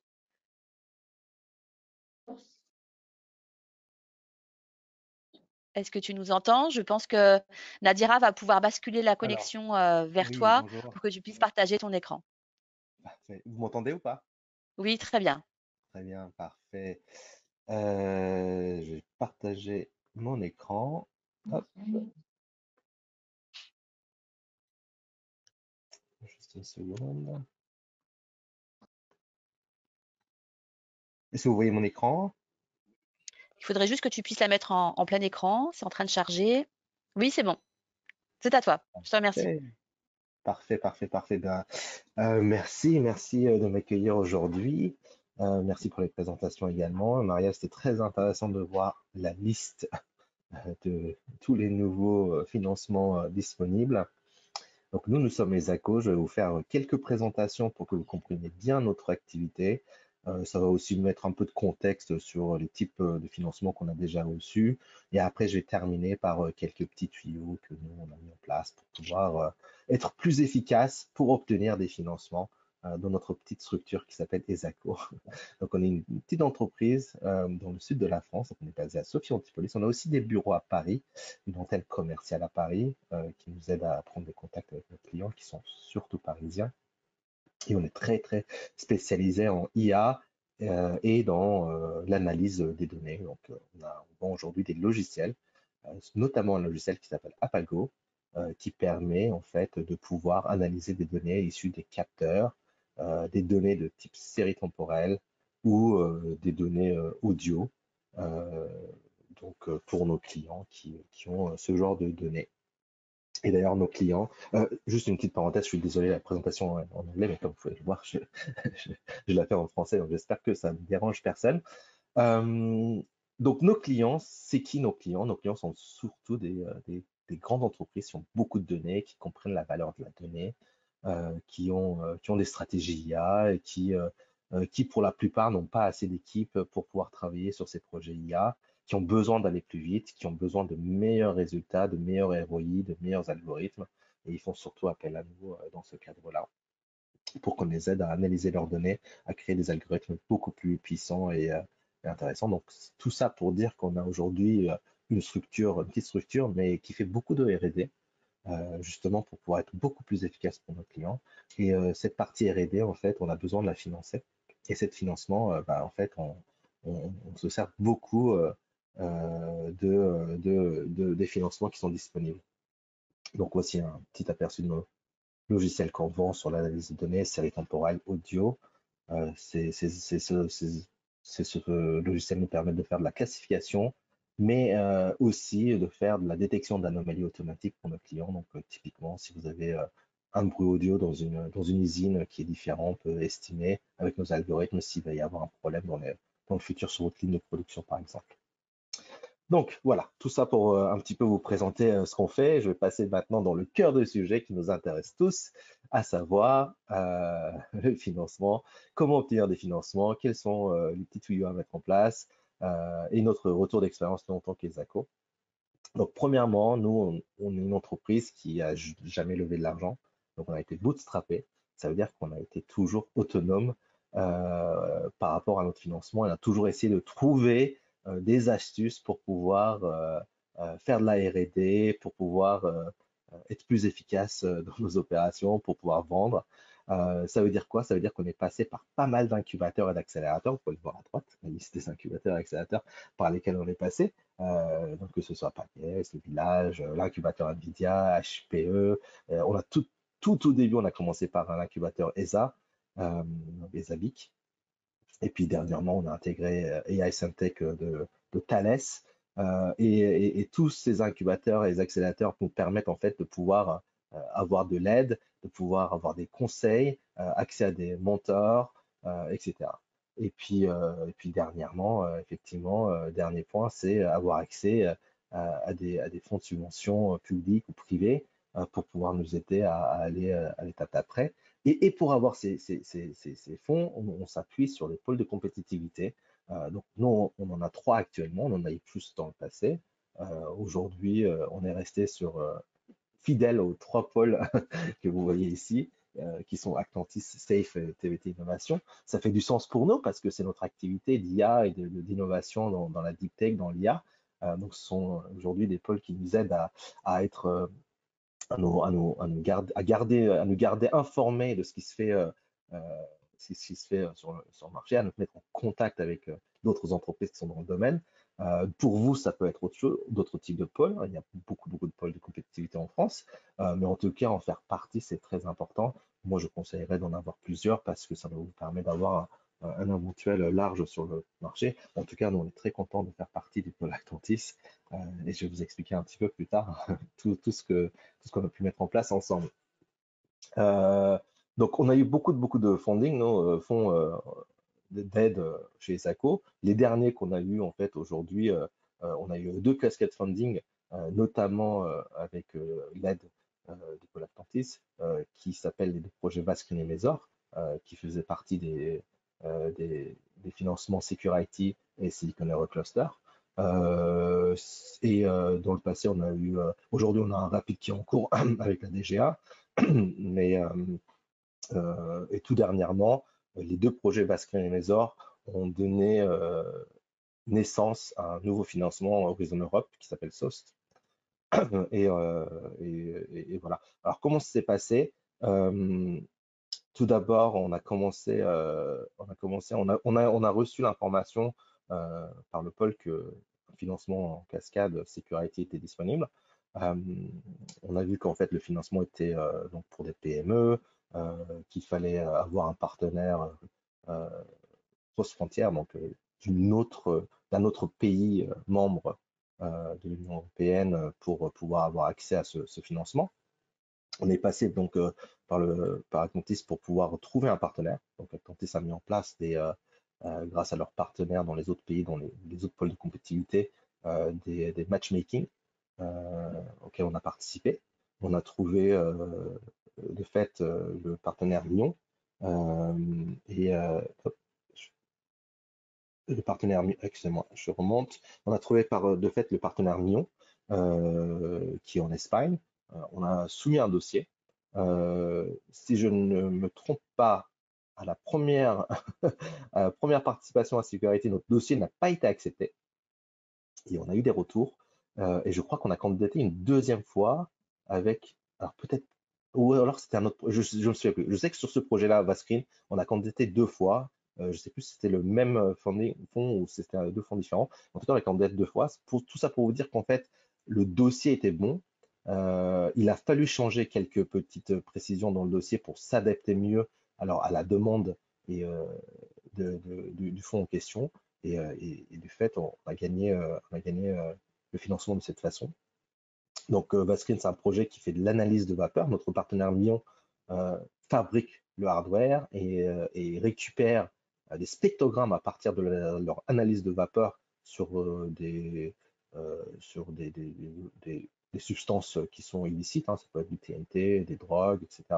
Et nous, on fait de l'analyse par IA sur ces spectrogrammes pour classifier les molécules et pouvoir détecter, par exemple, si une valise contient des substances illicites. Par la suite, avec Mion, on a vu qu'il y avait un autre financement avec Silicon Valley Cluster sur d'autres sujets, plutôt embarqués, et on a recréé un projet sur la même technologie, donc analyse de vapeur, mais cette fois-ci sur la classification des huiles d'olive et en embarqué, parce que le projet Silicon Cluster, c'était un projet qui mettait l'accent sur le fait de développer des solutions IA dans l'embarqué. Donc, on a adapté notre solution pour pouvoir vraiment répondre à la demande qui était d'avoir des solutions embarquées, mais la solution restait quand même presque la même. Ça nous a permis en fait de faire évoluer notre technologie, donc avoir deux différents financements complémentaires. Et suite à ça, avec Mion, on a cherché d'autres partenaires en Europe pour pouvoir répondre à un horizon Europe. Aujourd'hui, on a 5 partenaires, donc STAM, FPI et la police Mac et Kemea. Et d'ailleurs, je crois que j'ai une erreur parce que c'est plus la police hellénique, on a changé, je crois que maintenant c'est. Mais bon, c'est pas très grave. Finalement, on a gagné le projet Horizon Europe et ce projet-là, qui est donc un montant plus important de financement, ça nous permet de pouvoir vraiment arriver à finaliser une bêta de notre solution, à mettre en place dans un aéroport pour pouvoir commencer à vraiment tester la solution finale d'analyse de vapeur des substances illicites dans les aéroports et dans les bagages. Donc finalement, tout ça pour vous dire qu'on a eu 3 financements pour financer une R&D d'un produit qui va partir, qui va être un produit final, qui va partir en production, en bêta-test chez nos clients. Et finalement, on n'a pas eu besoin de lever de l'argent et on s'est juste inséré dans ces différents formats de financement. Alors, mon retour d'expérience sur les financements, c'est que, bon, premièrement, c'est vraiment, ça consomme énormément de temps. Donc, si vous n'avez pas de temps à écrire des dossiers, je vous conseille vraiment d'aller vers les pôles de compétitivité pour vous faire aider pour l'écriture des dossiers et avoir les labels. Je pense que c'est important. Il faut aussi essayer de comprendre quel type de financement vous êtes intéressé. Il y a plusieurs types de financement. Ça peut être des lump sum. Dans le cadre d'Horizon Europe, notre financement, c'est un lump sum. Ça veut dire qu'on ne regarde pas forcément la quantité de travail que vous allez fournir. On va regarder l'effort que vous allez faire sur les résultats. C'est-à-dire que si on voit qu'il n'y a pas eu d'effort et qu'il n'y a pas de résultat, je pense que ça peut être compliqué. Il y a d'autres types de financement où on va regarder effectivement l'effort que vous allez faire. L'effort que vous allez faire, par exemple dans le cadre d'un rapide, pour vous faire financer, vous avez besoin de prouver que des gens ont travaillé dessus. Donc, il y a effectivement des fichiers comptables à émettre, des 2 audits comptables à faire. Et puis, le financement, il n'est pas de 100%, il est à un certain pourcentage, etc. Donc, nous, on a fait le choix d'aller vers des financements qui sont à plus de 70%. Il y a des financements qui sont disponibles, qui vous aident à faire de la R&D, qui financent 50% de votre R&D. Nous, on est une petite structure, on a choisi de choisir d'autres types de financements. Vous pouvez choisir aussi ce qui vous arrange le plus. Il y a des financements nationaux, européens. Il y a des financements où vous pouvez être seul. D'autres, il faut être avec des partenaires, donc il faut trouver des partenaires. Souvent, c'est des projets de financement européen, on demande à ce que le projet soit multi-pays, donc il vous faut trouver des partenaires dans les autres pays. Donc ça, il faut aussi vous prendre en compte. Il faut comprendre le contexte et ce qui est demandé par l'appel à financement. C'est très important. Donc, comme je vous le disais tout à l'heure, si c'est un projet, c'est des financements sur des projets en embarqué, il faut que vous adaptiez votre solution. Et voilà, donc ça fait naturel d'y penser. Enfin, on a l'impression que c'est naturellement on va penser à ça, mais il faut vraiment s'adapter aux requis du financement. Et puis, effectivement, ne pas hésiter à candidater si ça passe pas la première fois, parce qu'il y a beaucoup de dossiers.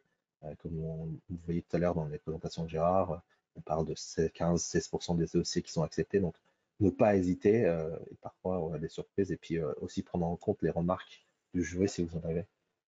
En termes de tuyaux à vous faire passer, effectivement, moi j'en ai plusieurs. Premièrement, moi j'ai une liste de bookmarks directement de signer sur mon browser. Là, vous voyez à gauche quelques-uns que je regarde en fait toutes les semaines à peu près, une fois. Ça me permet voilà, là vous voyez par exemple appel à projet pour les CS, j'ai le lien ici de la page de donc l'ECS, enfin Actantis maintenant, il faut que je mette à jour le lien, qui, qui va lister tous les appels à projets et je vais scruter ça toutes les semaines à peu près sur tous les liens pour essayer de voir qu'est-ce qui se fait, sur quoi on peut s'insérer. Je pense que c'est très important. Et puis il y a aussi tous les emails que vous pouvez recevoir. Là, j'en ai mis quelques exemples à droite sur les différents financements qui sont disponibles. Donc ne pas hésiter à être aussi dans les listes de newsletters.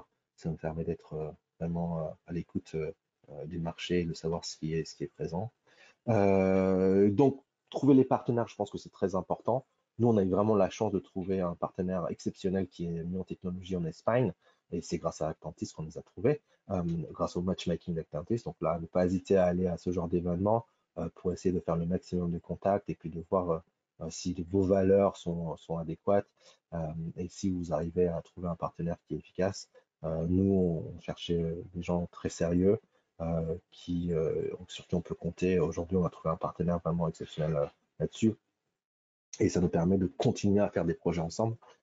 Et c'est ce troisième projet, comme vous voyez, qu'on fait ensemble. Et on est en train de réfléchir à d'autres projets encore. Et puis, troisièmement, vraiment comprendre les requis qui sont demandés par le financement. Qu'est-ce qu'ils cherchent? Est-ce que c'est des financements technologiques? Est-ce que c'est une industrie bien particulière? Est-ce que voilà. Et puis aussi savoir si ça fait vraiment du sens pour votre technologie, pour votre business. Vous n'allez pas candidater quelque chose qui ne fait pas de sens. On ne va pas faire de la R&D et dépenser du temps et de l'argent et des efforts humains pour avoir un peu de financement. Non, il faut que ça fasse vraiment du sens. Nous, on cherche à trouver des financements qui nous font avancer nos projets.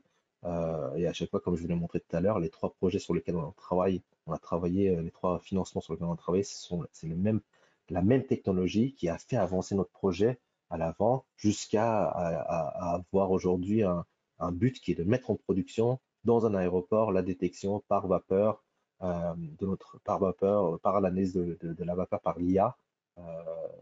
Et on a déjà l'aéroport qui est trouvé, qui font partie aujourd'hui du projet. Et puis on a l'aide de l'Europe qui pousse pour pouvoir aider à mettre en place ces technologies. Et voilà, donc ça c'est important. Deuxièmement, alors ça c'est un petit truc qu'on fait, nous on liste en fait tous les requis du financement, on les met dans une colonne, on décrit ce que c'est et comment on peut y répondre, et on va mettre en vert rouge si notre projet peut répondre ou pas à droite. Ça permet en une page d'avoir tout à disposition pour le lecteur pour dire ah voilà exactement, ils ont tout compris sur ce qu'on demande. Ils savent répondre oui ou non, et si c'est du non, ben on va dire pourquoi on ne peut pas y répondre et comment, si c'est grave, c'est pas grave, et comment on peut peut-être modifier notre solution pour y répondre. Et en fait, ça permet de montrer aux lecteurs et au jury qu'on a bien compris leur demande. Voilà. Donc, et puis troisièmement, effectivement, vraiment écrire très très clairement, c'est très important. Ça paraît assez naturel de le dire, mais je pense que c'est important de le repréciser. Voilà. Et dernièrement, je voulais préciser un autre point qui peut surprendre, c'est la partie financement. Donc, beaucoup de ces financements vont vous permettre d'avoir l'argent, une partie de l'argent en avance. Hein. Dans le cadre d'un rapide, on parle de 30%, mais dans le cadre d'un Horizon Europe, c'est du 70%, ce qui peut être génial. Parfois, ça peut aussi surprendre. Mais sachez qu'une fois que, par exemple, dans le cadre d'un rapide, vous avez 30%, il va falloir quand même faire 2 ans de travaux avant de pouvoir toucher le reste de l'argent. Donc ça peut vraiment vous mettre à mal sur votre trésorerie. Durant ces 2 ans, il va falloir faire des reporting, des démos, des livrables, des réunions avec l'équipe qui va suivre votre avancement. Donc c'est important de pouvoir être dans votre planning, de montrer que vous avancez. Dans les 2 cas de security et notre projet Cascade, c'est comme Eurocluster.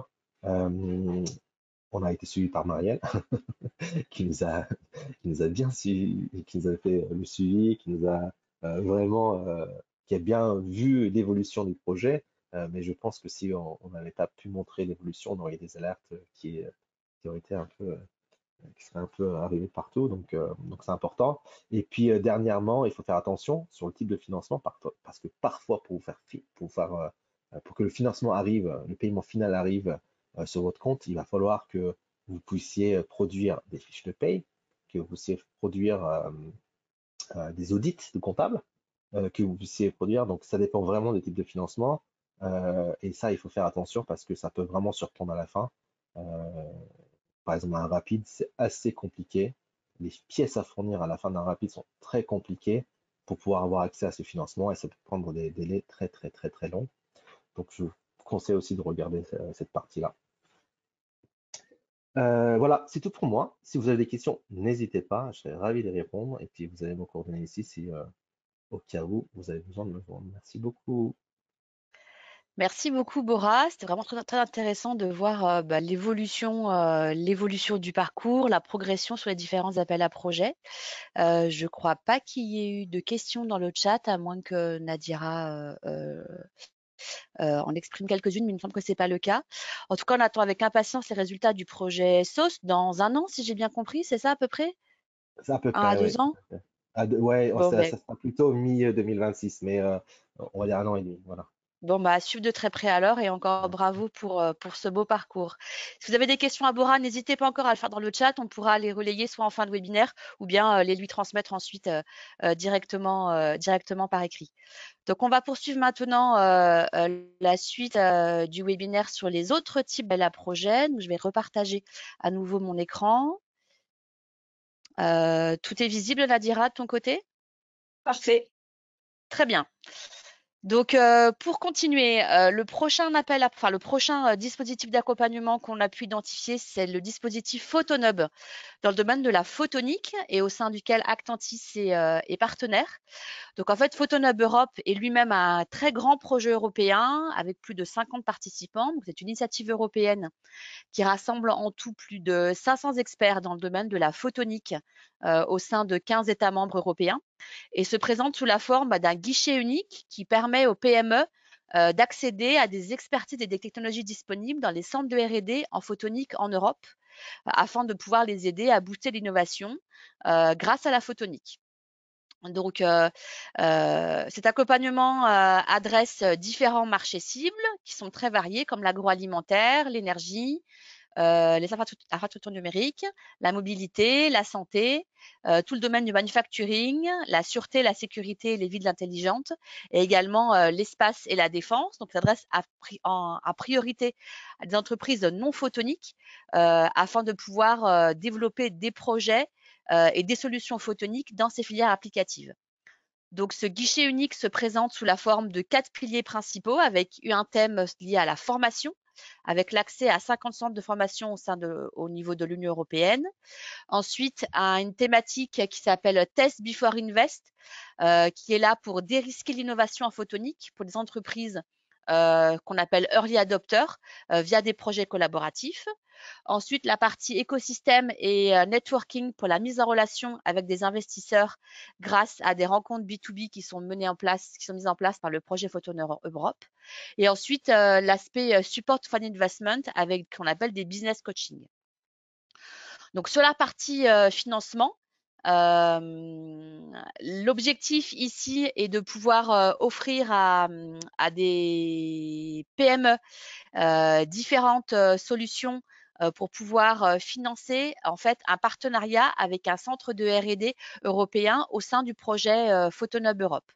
Ça signifie que toute entreprise, PME en particulier, qui souhaite développer une solution photonique au sein de ses produits peut rentrer en partenariat avec un centre de recherche européen et bénéficier de 2 niveaux de financement, ce qu'on appelle le niveau de financement prototypage, où donc les premiers 30 000 euros du projet sont financés à 100% par le projet Photoneur Europe et au-delà de 30 000 euros, les 75% du budget sont financés également par le projet dans une limite maximum de 100 000 euros. Le reste restera ensuite à charge de la PME.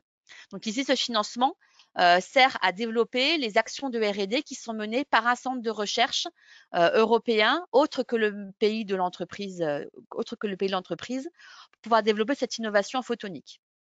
Le même dispositif est également disponible aux ETI et aux grands groupes. Et ici, ce sont 50% du budget qui sont financés par Photonub Europe. Ensuite, la deuxième mode de financement qui existe, c'est ce qu'on appelle le niveau passage à l'échelle, donc scale-up.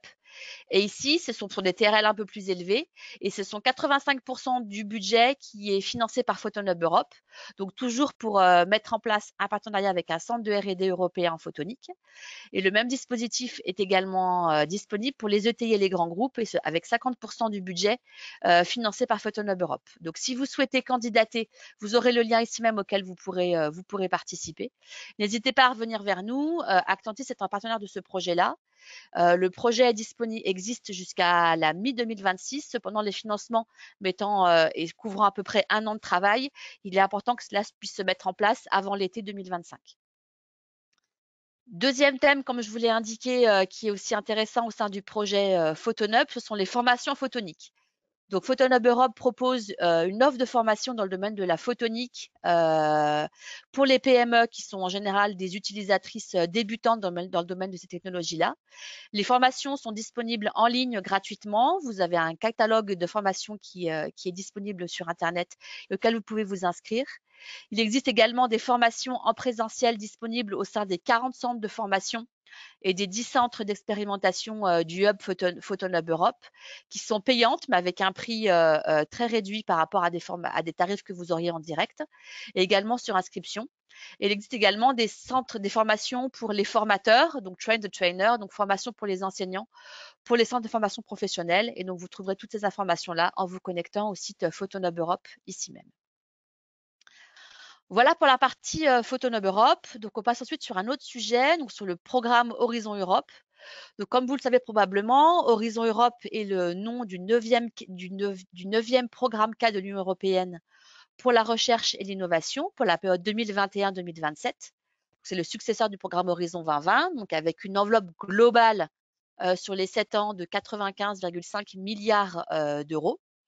Le programme Horizon Europe répond en fait aux grandes ambitions de politique européenne, de renforcement des bases scientifiques de l'Union européenne, de stimulation de la compétitivité de l'Union européenne, de mise en place des politiques stratégiques de l'Union européenne et donc de contribution aux grandes problématiques mondiales dans l'objectif de développement durable. Donc, Horizon Europe est structuré au sein de 4 piliers, donc les 3 piliers verticaux et le pilier horizontal sur le bas. Et on trouve en particulier au sein du pilier 2 les problématiques mondiales et la compétitivité industrielle européenne, qui est lui-même divisé en ce qu'on appelle en sous-clusters. Qui correspondent en fait aux grandes thématiques technologiques. Et on retrouve en particulier les thématiques technologiques propres à Actantis au sein du cluster numéro 3, sécurité civile pour la sécurité, qui couvre également la partie cybersécurité, et le cluster 4, numérique, industrie et espace, qui couvre les thématiques également d'IA, data, IoT, électronique et photonique. De façon générale, ces thématiques numériques sont également présentes de façon transversale dans chaque pilier, à des degrés plus ou moins importants sur toutes les applications métiers, santé par exemple, créativité, culture, climat, énergie, mobilité, alimentation, bioéconomie, agriculture, environnement. Donc, j'en parlerai de ça dans quelques instants. On trouve dans le pilier 3 également 2 thématiques intéressantes. Donc, le Conseil européen d'innovation, l'EIC, et l'Institut européen d'innovation et de technologie, les EIT. Donc, de façon générale, petit rappel sur la façon dont les dossiers et les financements se montent au sein d'Horizon Europe. Donc, Horizon Europe permet de financer des projets collaboratifs, transdisciplinaires et transnationaux qui en général durent de 3 à 4 ans. Les budgets sont en général de l'ordre de 2 millions d'euros, 4 à 5 millions d'euros en moyenne. Donc, on est vraiment sur des projets collaboratifs. Ça, c'est le point vraiment important à avoir en tête. Et il faut compter en général de 6 à 12 mois entre le moment où un appel à projet est ouvert et le moment où un projet peut démarrer de façon contractuelle, sur une durée ensuite de 3 à 4 ans pour le projet financé. Donc, on est quand même sur des temps relativement longs. Les appels à projets sont compétitifs avec des taux de succès qui sont relativement faibles. Donc, et ça, bien à l'esprit. On a des taux de succès en général de l'ordre de 12%. Qui sont un peu plus élevés pour la France. La France est en général plutôt un bon élève sur les appels à projets européens. Donc, voici ici les conditions de participation d'éligibilité sur les 3 types d'appels principaux, ce qu'on appelle RIA, IA et CSA. Donc, les appels RIA, actions de recherche et d'innovation, sont pour les TRL plutôt bas, TRL 2 à 5 en général en fin de projet. Donc ici, ces appels à projets financent en général des actions de R&D, de développement, d'intégration, d'essais et de validation à petite échelle. Et les financements sont à 100% des coûts éligibles. Ensuite, sur l'échelle des TRL, on trouve les appels dits d'IA, donc actions d'innovation, qui sont sur des phases plus aval du développement, avec ici en général des actions type développement de prototypes, démonstration, pilote, validation à grande échelle, donc avec des TRL 5 à 8 en fin de projet, avec des taux de financement qui varient selon le type d'entité légale. Pour les entreprises privées, le taux de financement est de 70% des coûts éligibles. Et pour les autres types d'entités, donc notamment les centres de R&D, les centres de recherche, universités académiques, les taux de financement sont à 100% des coûts éligibles.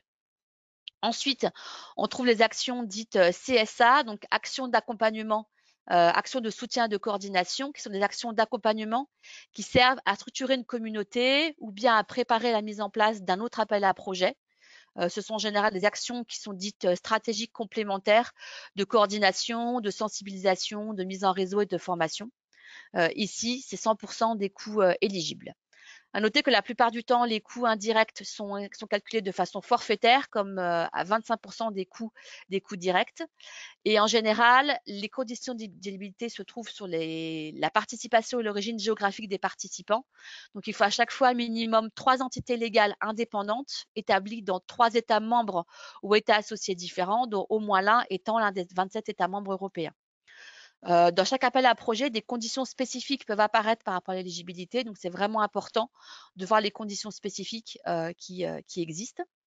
Les appels à projets actuellement ouverts sont disponibles via le Participant Portal, le EC Funding Portal, portail via lequel également s'effectuent les soumissions.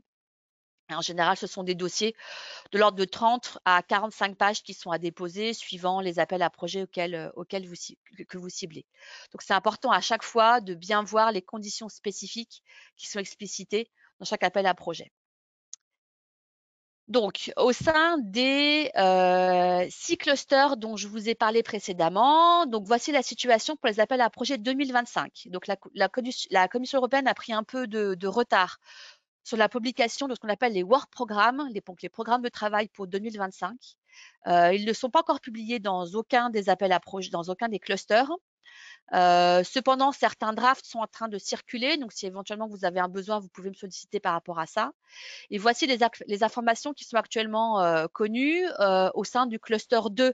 Les appels à projets ouvriront au mois de mai pour une clôture en septembre. Au sein du cluster 3, cybersécurité, nous, on est sur une ouverture potentielle au mois de juin pour une clôture au mois de novembre. À noter qu'il existe une plateforme qui est ouverte en permanente qui s'appelle la Security Research Map. Vous avez le lien ici même sur lequel vous pouvez vous connecter et pour trouver des partenaires potentiels.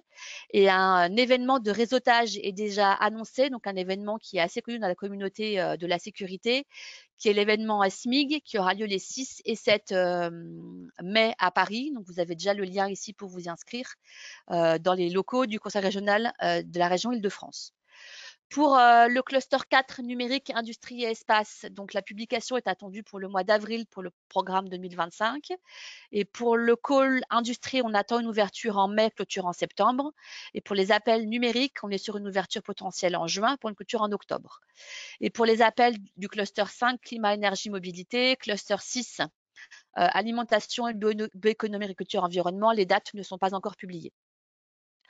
Donc, si vous suivez régulièrement l'actualité au sein d'Actantis, on vous relaiera les dates lorsqu'elles seront publiées. Donc, je pense que pour le prochain webinaire trimestriel que l'on fera au printemps, les dates seront connues et on aura plus d'éléments à vous communiquer ici même.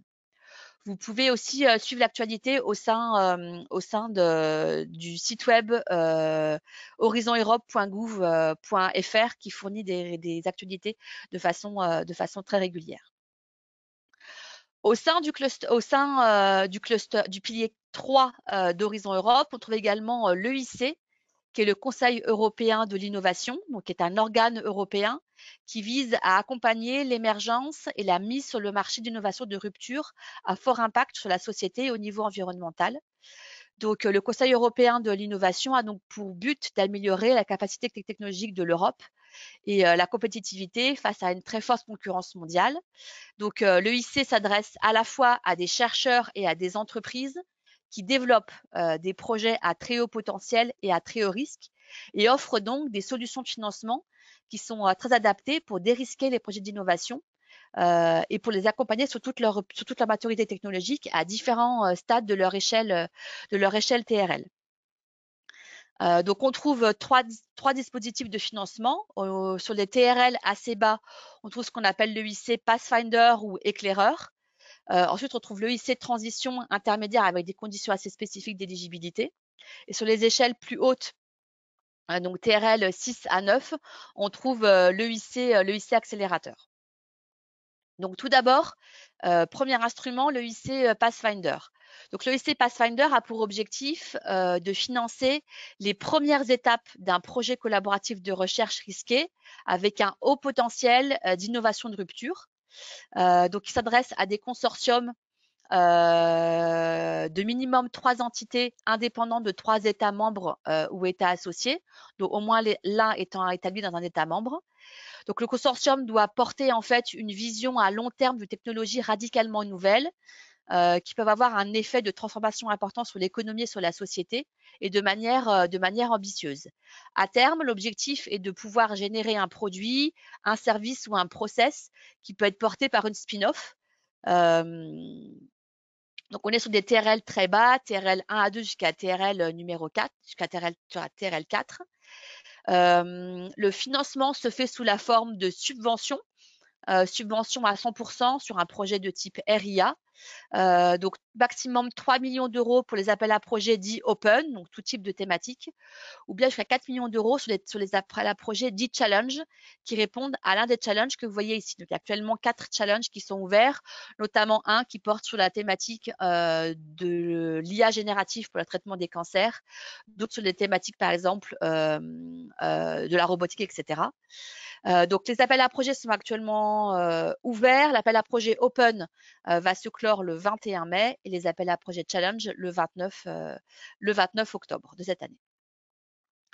Ensuite, sur l'autre extrémité des appels de la chaîne de TRL, on trouve les appels à projet EIC Accélérateur, qui a pour objectif de soutenir les startups et les PME les plus prometteuses à déployer des innovations de rupture radicalement différentes sur un marché jusqu'à ce qu'elles atteignent une phase de développement suffisamment attractive pour des investisseurs privés. Donc, on est ici sur un appel à projet monopartenaire. Donc, c'est un petit peu la Rolls du financement européen de par les financements qui sont disponibles. Mais à l'inverse, le revers de la médaille est que cet appel à projet-là est extrêmement sélectif avec un taux de succès très bas. C'est un appel à projet qui est très concurrentiel. Donc, il vise essentiellement des entreprises deep tech qui ont un lien assez fort ou qui sont issues de la recherche académique ou de la recherche privée. Des entreprises, par exemple, qui ont déjà eu des financements type CIR, Bourse Frentech, iLab, Innov, EIC, etc. Et qui portent un projet risqué, central et qui est vraiment stratégique pour l'entreprise. Il est important que ce projet porte également des incertitudes technologiques importants et également des incertitudes avec des besoins financiers très importants. Il faut que l'entreprise ait un potentiel de devenir une scale-up assez rapidement avec un besoin financier fort. Les entreprises peuvent avoir déjà mobilisé des financements privés, mais qui peuvent également présenter des risques trop importants pour des investisseurs seuls par la suite. Ici, on attend tout type d'innovation scientifique ou technologique, notamment dans tout ce qui est le domaine de la deep tech. 2 types de financements sont disponibles, des financements par subvention seule jusqu'au TRL 8, jusqu'à 2 millions d'euros, donc ici avec un taux de financement de 70%, auxquels se peuvent être adossés un financement, ce qu'on appelle en equity, donc un financement par investissement. Ça signifie que l'EIC prend part en tant que capital patient au capital de l'entreprise. Donc ici, la prise de part au capital s'effectue de 500 000 euros jusqu'à 10 millions d'euros maximum, donc pour les échelles de TRL plus élevées. Donc, on peut avoir une subvention seule si l'entreprise est capable d'avoir un financement pour le TRL9 qu'elle peut justifier, un financement mixte, subvention plus intervention capital, ou bien une intervention au capital seule. Les appels à projets sont soit open, soit challenge. Et il y a actuellement également 5 thèmes ouverts, dont un qui porte sur les futurs champions de l'IA générative en Europe. Les candidatures s'effectuent sous la forme de 3 étapes successives, avec tout d'abord ce qu'on appelle une short proposal, donc un pré-filtre qui est ouvert en continu avec une date de relève le premier mardi de chaque mois.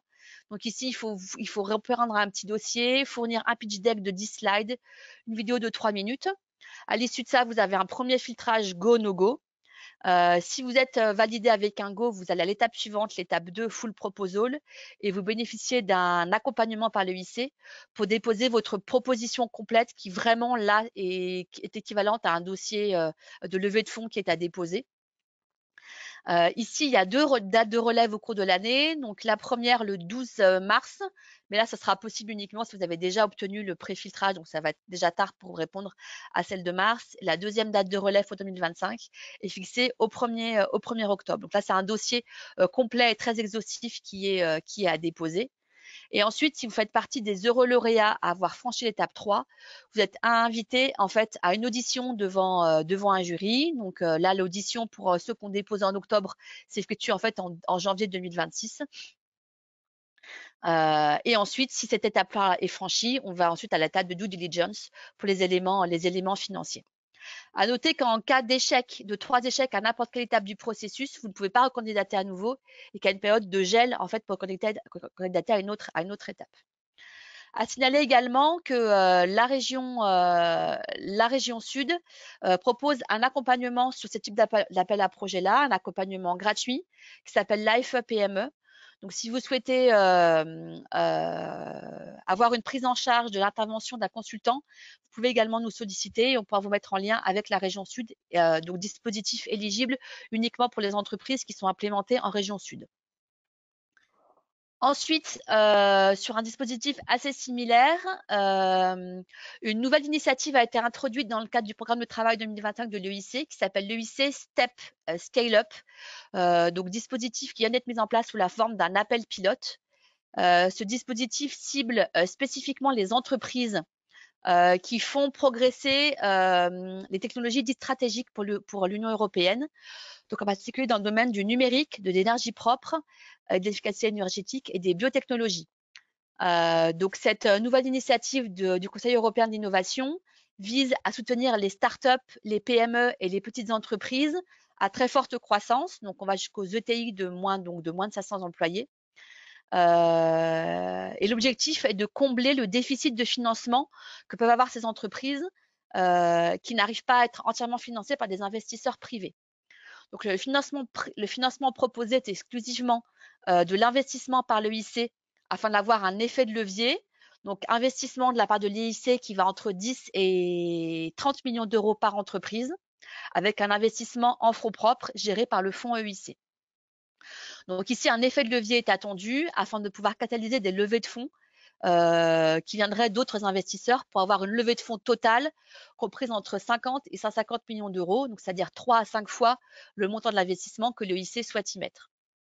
Donc, comme je vous l'ai dit, technologie numérique et deep tech, donc on y trouve tout ce qui est semi-conducteurs, IA, technologie quantique, robotique, également technologie propre, solutions pour la transition énergétique, pour l'économie circulaire et bioéconomie, tout ce qui est lié, par exemple, à des médicaments critiques, nanotechnologie, nanobiotech, etc.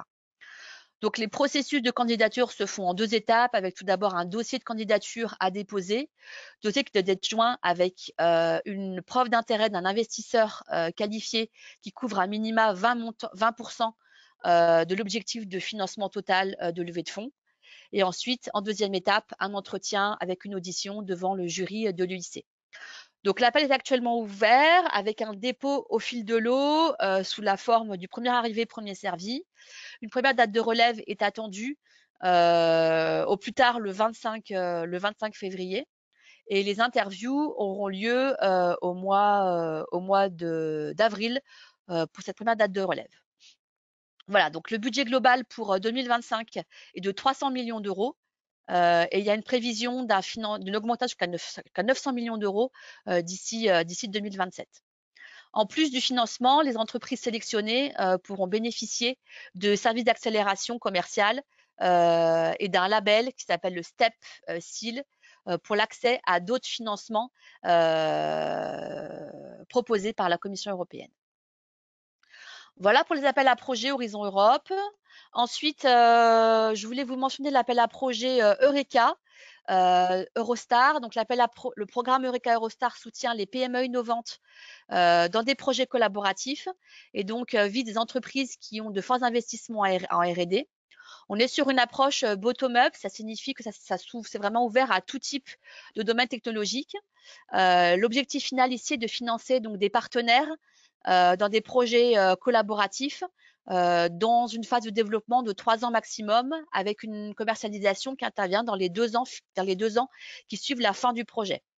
Donc, il faut au moins qu'il y ait 2 partenaires dans cet appel à projet-là, de 2 pays éligibles Eurostar. Et le leader doit être une PME. Chaque partenaire est financé par le pays auquel il appartient. Donc, pour la France, d'ailleurs, c'est un financement BPI France qui est activé. Au niveau français, on est sur un financement maximum de 3 millions d'euros, taux de financement de 50% pour les PME, 30% pour les entreprises de moins de 2000 salariés et 40% pour les laboratoires. Donc l'appel à projet est actuellement ouvert et se clôt le 13 mars prochain. À noter que BPI France a publié un guide qui est assez interactif, qui est très bien fait. Vous aurez le lien ici. Et organise également 2 webinaires le 16 janvier et le 30 janvier. Vous aurez les liens ici pour vous y inscrire si cela vous intéresse. Ensuite, je voulais vous mettre l'accent également sur le Fonds européen de la défense, donc le FED en français ou EDF en anglais. Donc le Fonds européen de la défense est un programme qui est mis en place par l'Union européenne pour promouvoir la coopération en matière de défense entre les États membres et donc renforcer l'industrie de défense européenne. Le FED vise donc à financer des projets de recherche et de développement dans le domaine de la défense et se divise en 2 grands volets. Donc le volet recherche pour un financement à hauteur de 100% des projets de recherche collaboratifs visant à développer des nouvelles technologies de défense. Et ensuite, le volet développement de capacité avec ici un cofinancement pour les projets de développement, pour des prototypes, des essais et des validations de capacités militaires. Donc, le programme 2025 du Fonds européen de la défense est en cours de préparation et devrait être donc adopté et publié là au cours des tout prochains mois. À noter cependant que 2 événements sont déjà prévus. Donc, la DGA organisera un webinaire spécifique sur le Fonds européen de la défense le 4 février prochain, auquel vous pouvez vous inscrire ici via ce QR code et via le lien que vous trouverez ici. Et ensuite, la Commission européenne elle-même lancera ce qu'on appelle les EDF Info Days les 2 et 3 avril, à la fois à Bruxelles et en ligne. Et vous trouverez toutes les informations et les inscriptions via ce lien ici même.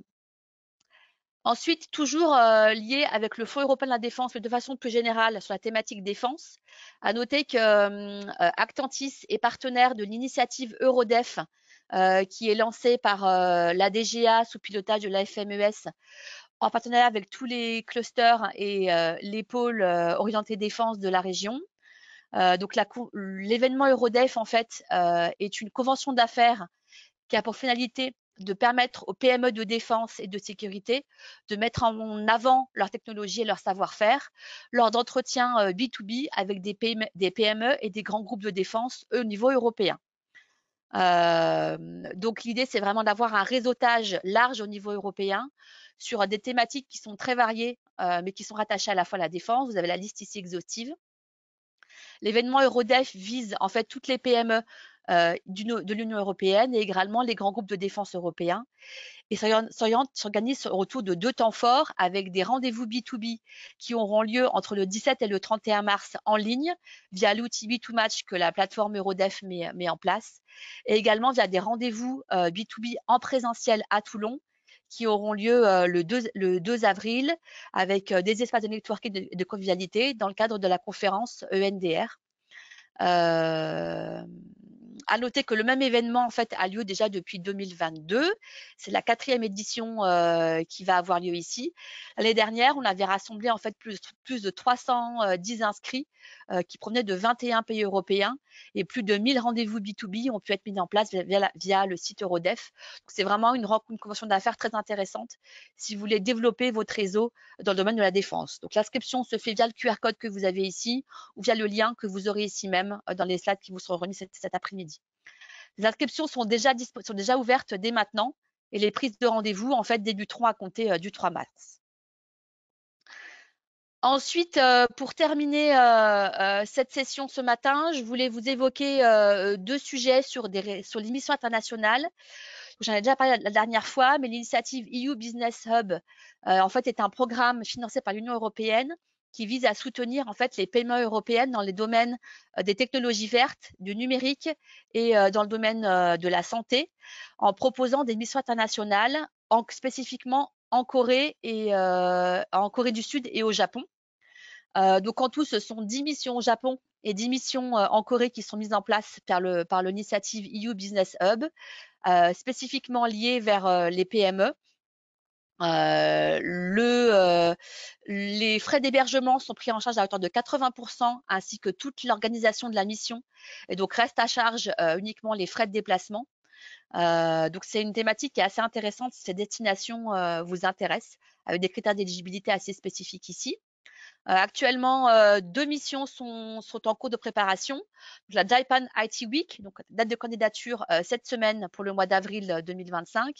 Et ensuite, une autre mission Green et Low Carbon Technology en Corée au mois de juin. Donc, n'hésitez pas à vous connecter sur ce site web si ces missions-là vous intéressent. Sur une thématique assez similaire aussi, à noter un webinaire qui va être mis en place par le CCP, la European Cluster Collaboration Platform, au sein duquel Actantis est inscrite, avec les collaborations, les options de collaboration également en Corée du Sud et en Japon. Donc, webinaire qui aura lieu le 29 janvier prochain, le matin à 8h30, donc au format Early Breakfast. En termes de réseau international, donc je vous rappelle également que Actantis s'inscrit au sein d'un large réseau européen d'autres clusters avec lesquels nous sommes associés, donc clusters avec lesquels nous avons soit des accords bilatéraux, soit qui sont directement membres d'Actantis, soit avec lesquels nous avons déjà monté des projets européens. Donc, ils peuvent être des clusters sur des thématiques similaires aux nôtres ou bien des clusters sur des thématiques industrielles données, par exemple automobile, énergie, santé, etc. Donc, nous sommes en capacité d'activer ce réseau-là. Nous sommes également membres de 2 réseaux européens de clusters, l'Alliance Silicon Europe dans le domaine de l'électronique et de la microélectronique et l'Alliance Ensure Collaboratif dans le domaine de la sécurité et de la sûreté. Donc, si vous avez un besoin de réseautage ou en recherche de partenaires, nous pouvons également activer ces réseaux-là si besoin.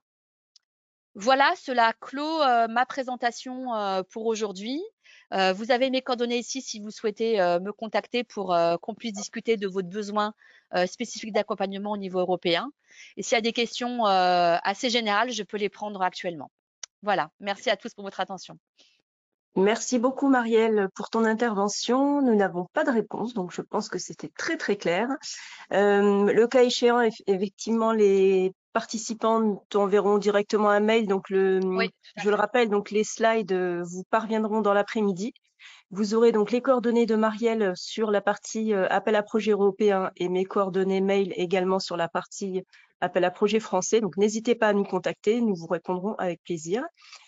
Nous arrivons au bout de ce webinaire. Nous vous remercions à tous et à toutes de votre participation. Si vous pouvez rester connectés encore quelques petites secondes, le temps que le questionnaire de satisfaction s'affiche à l'écran. Et nous vous remercions encore et vous souhaitons une très bonne journée. À très bientôt. Merci à tous, à bientôt. Au revoir.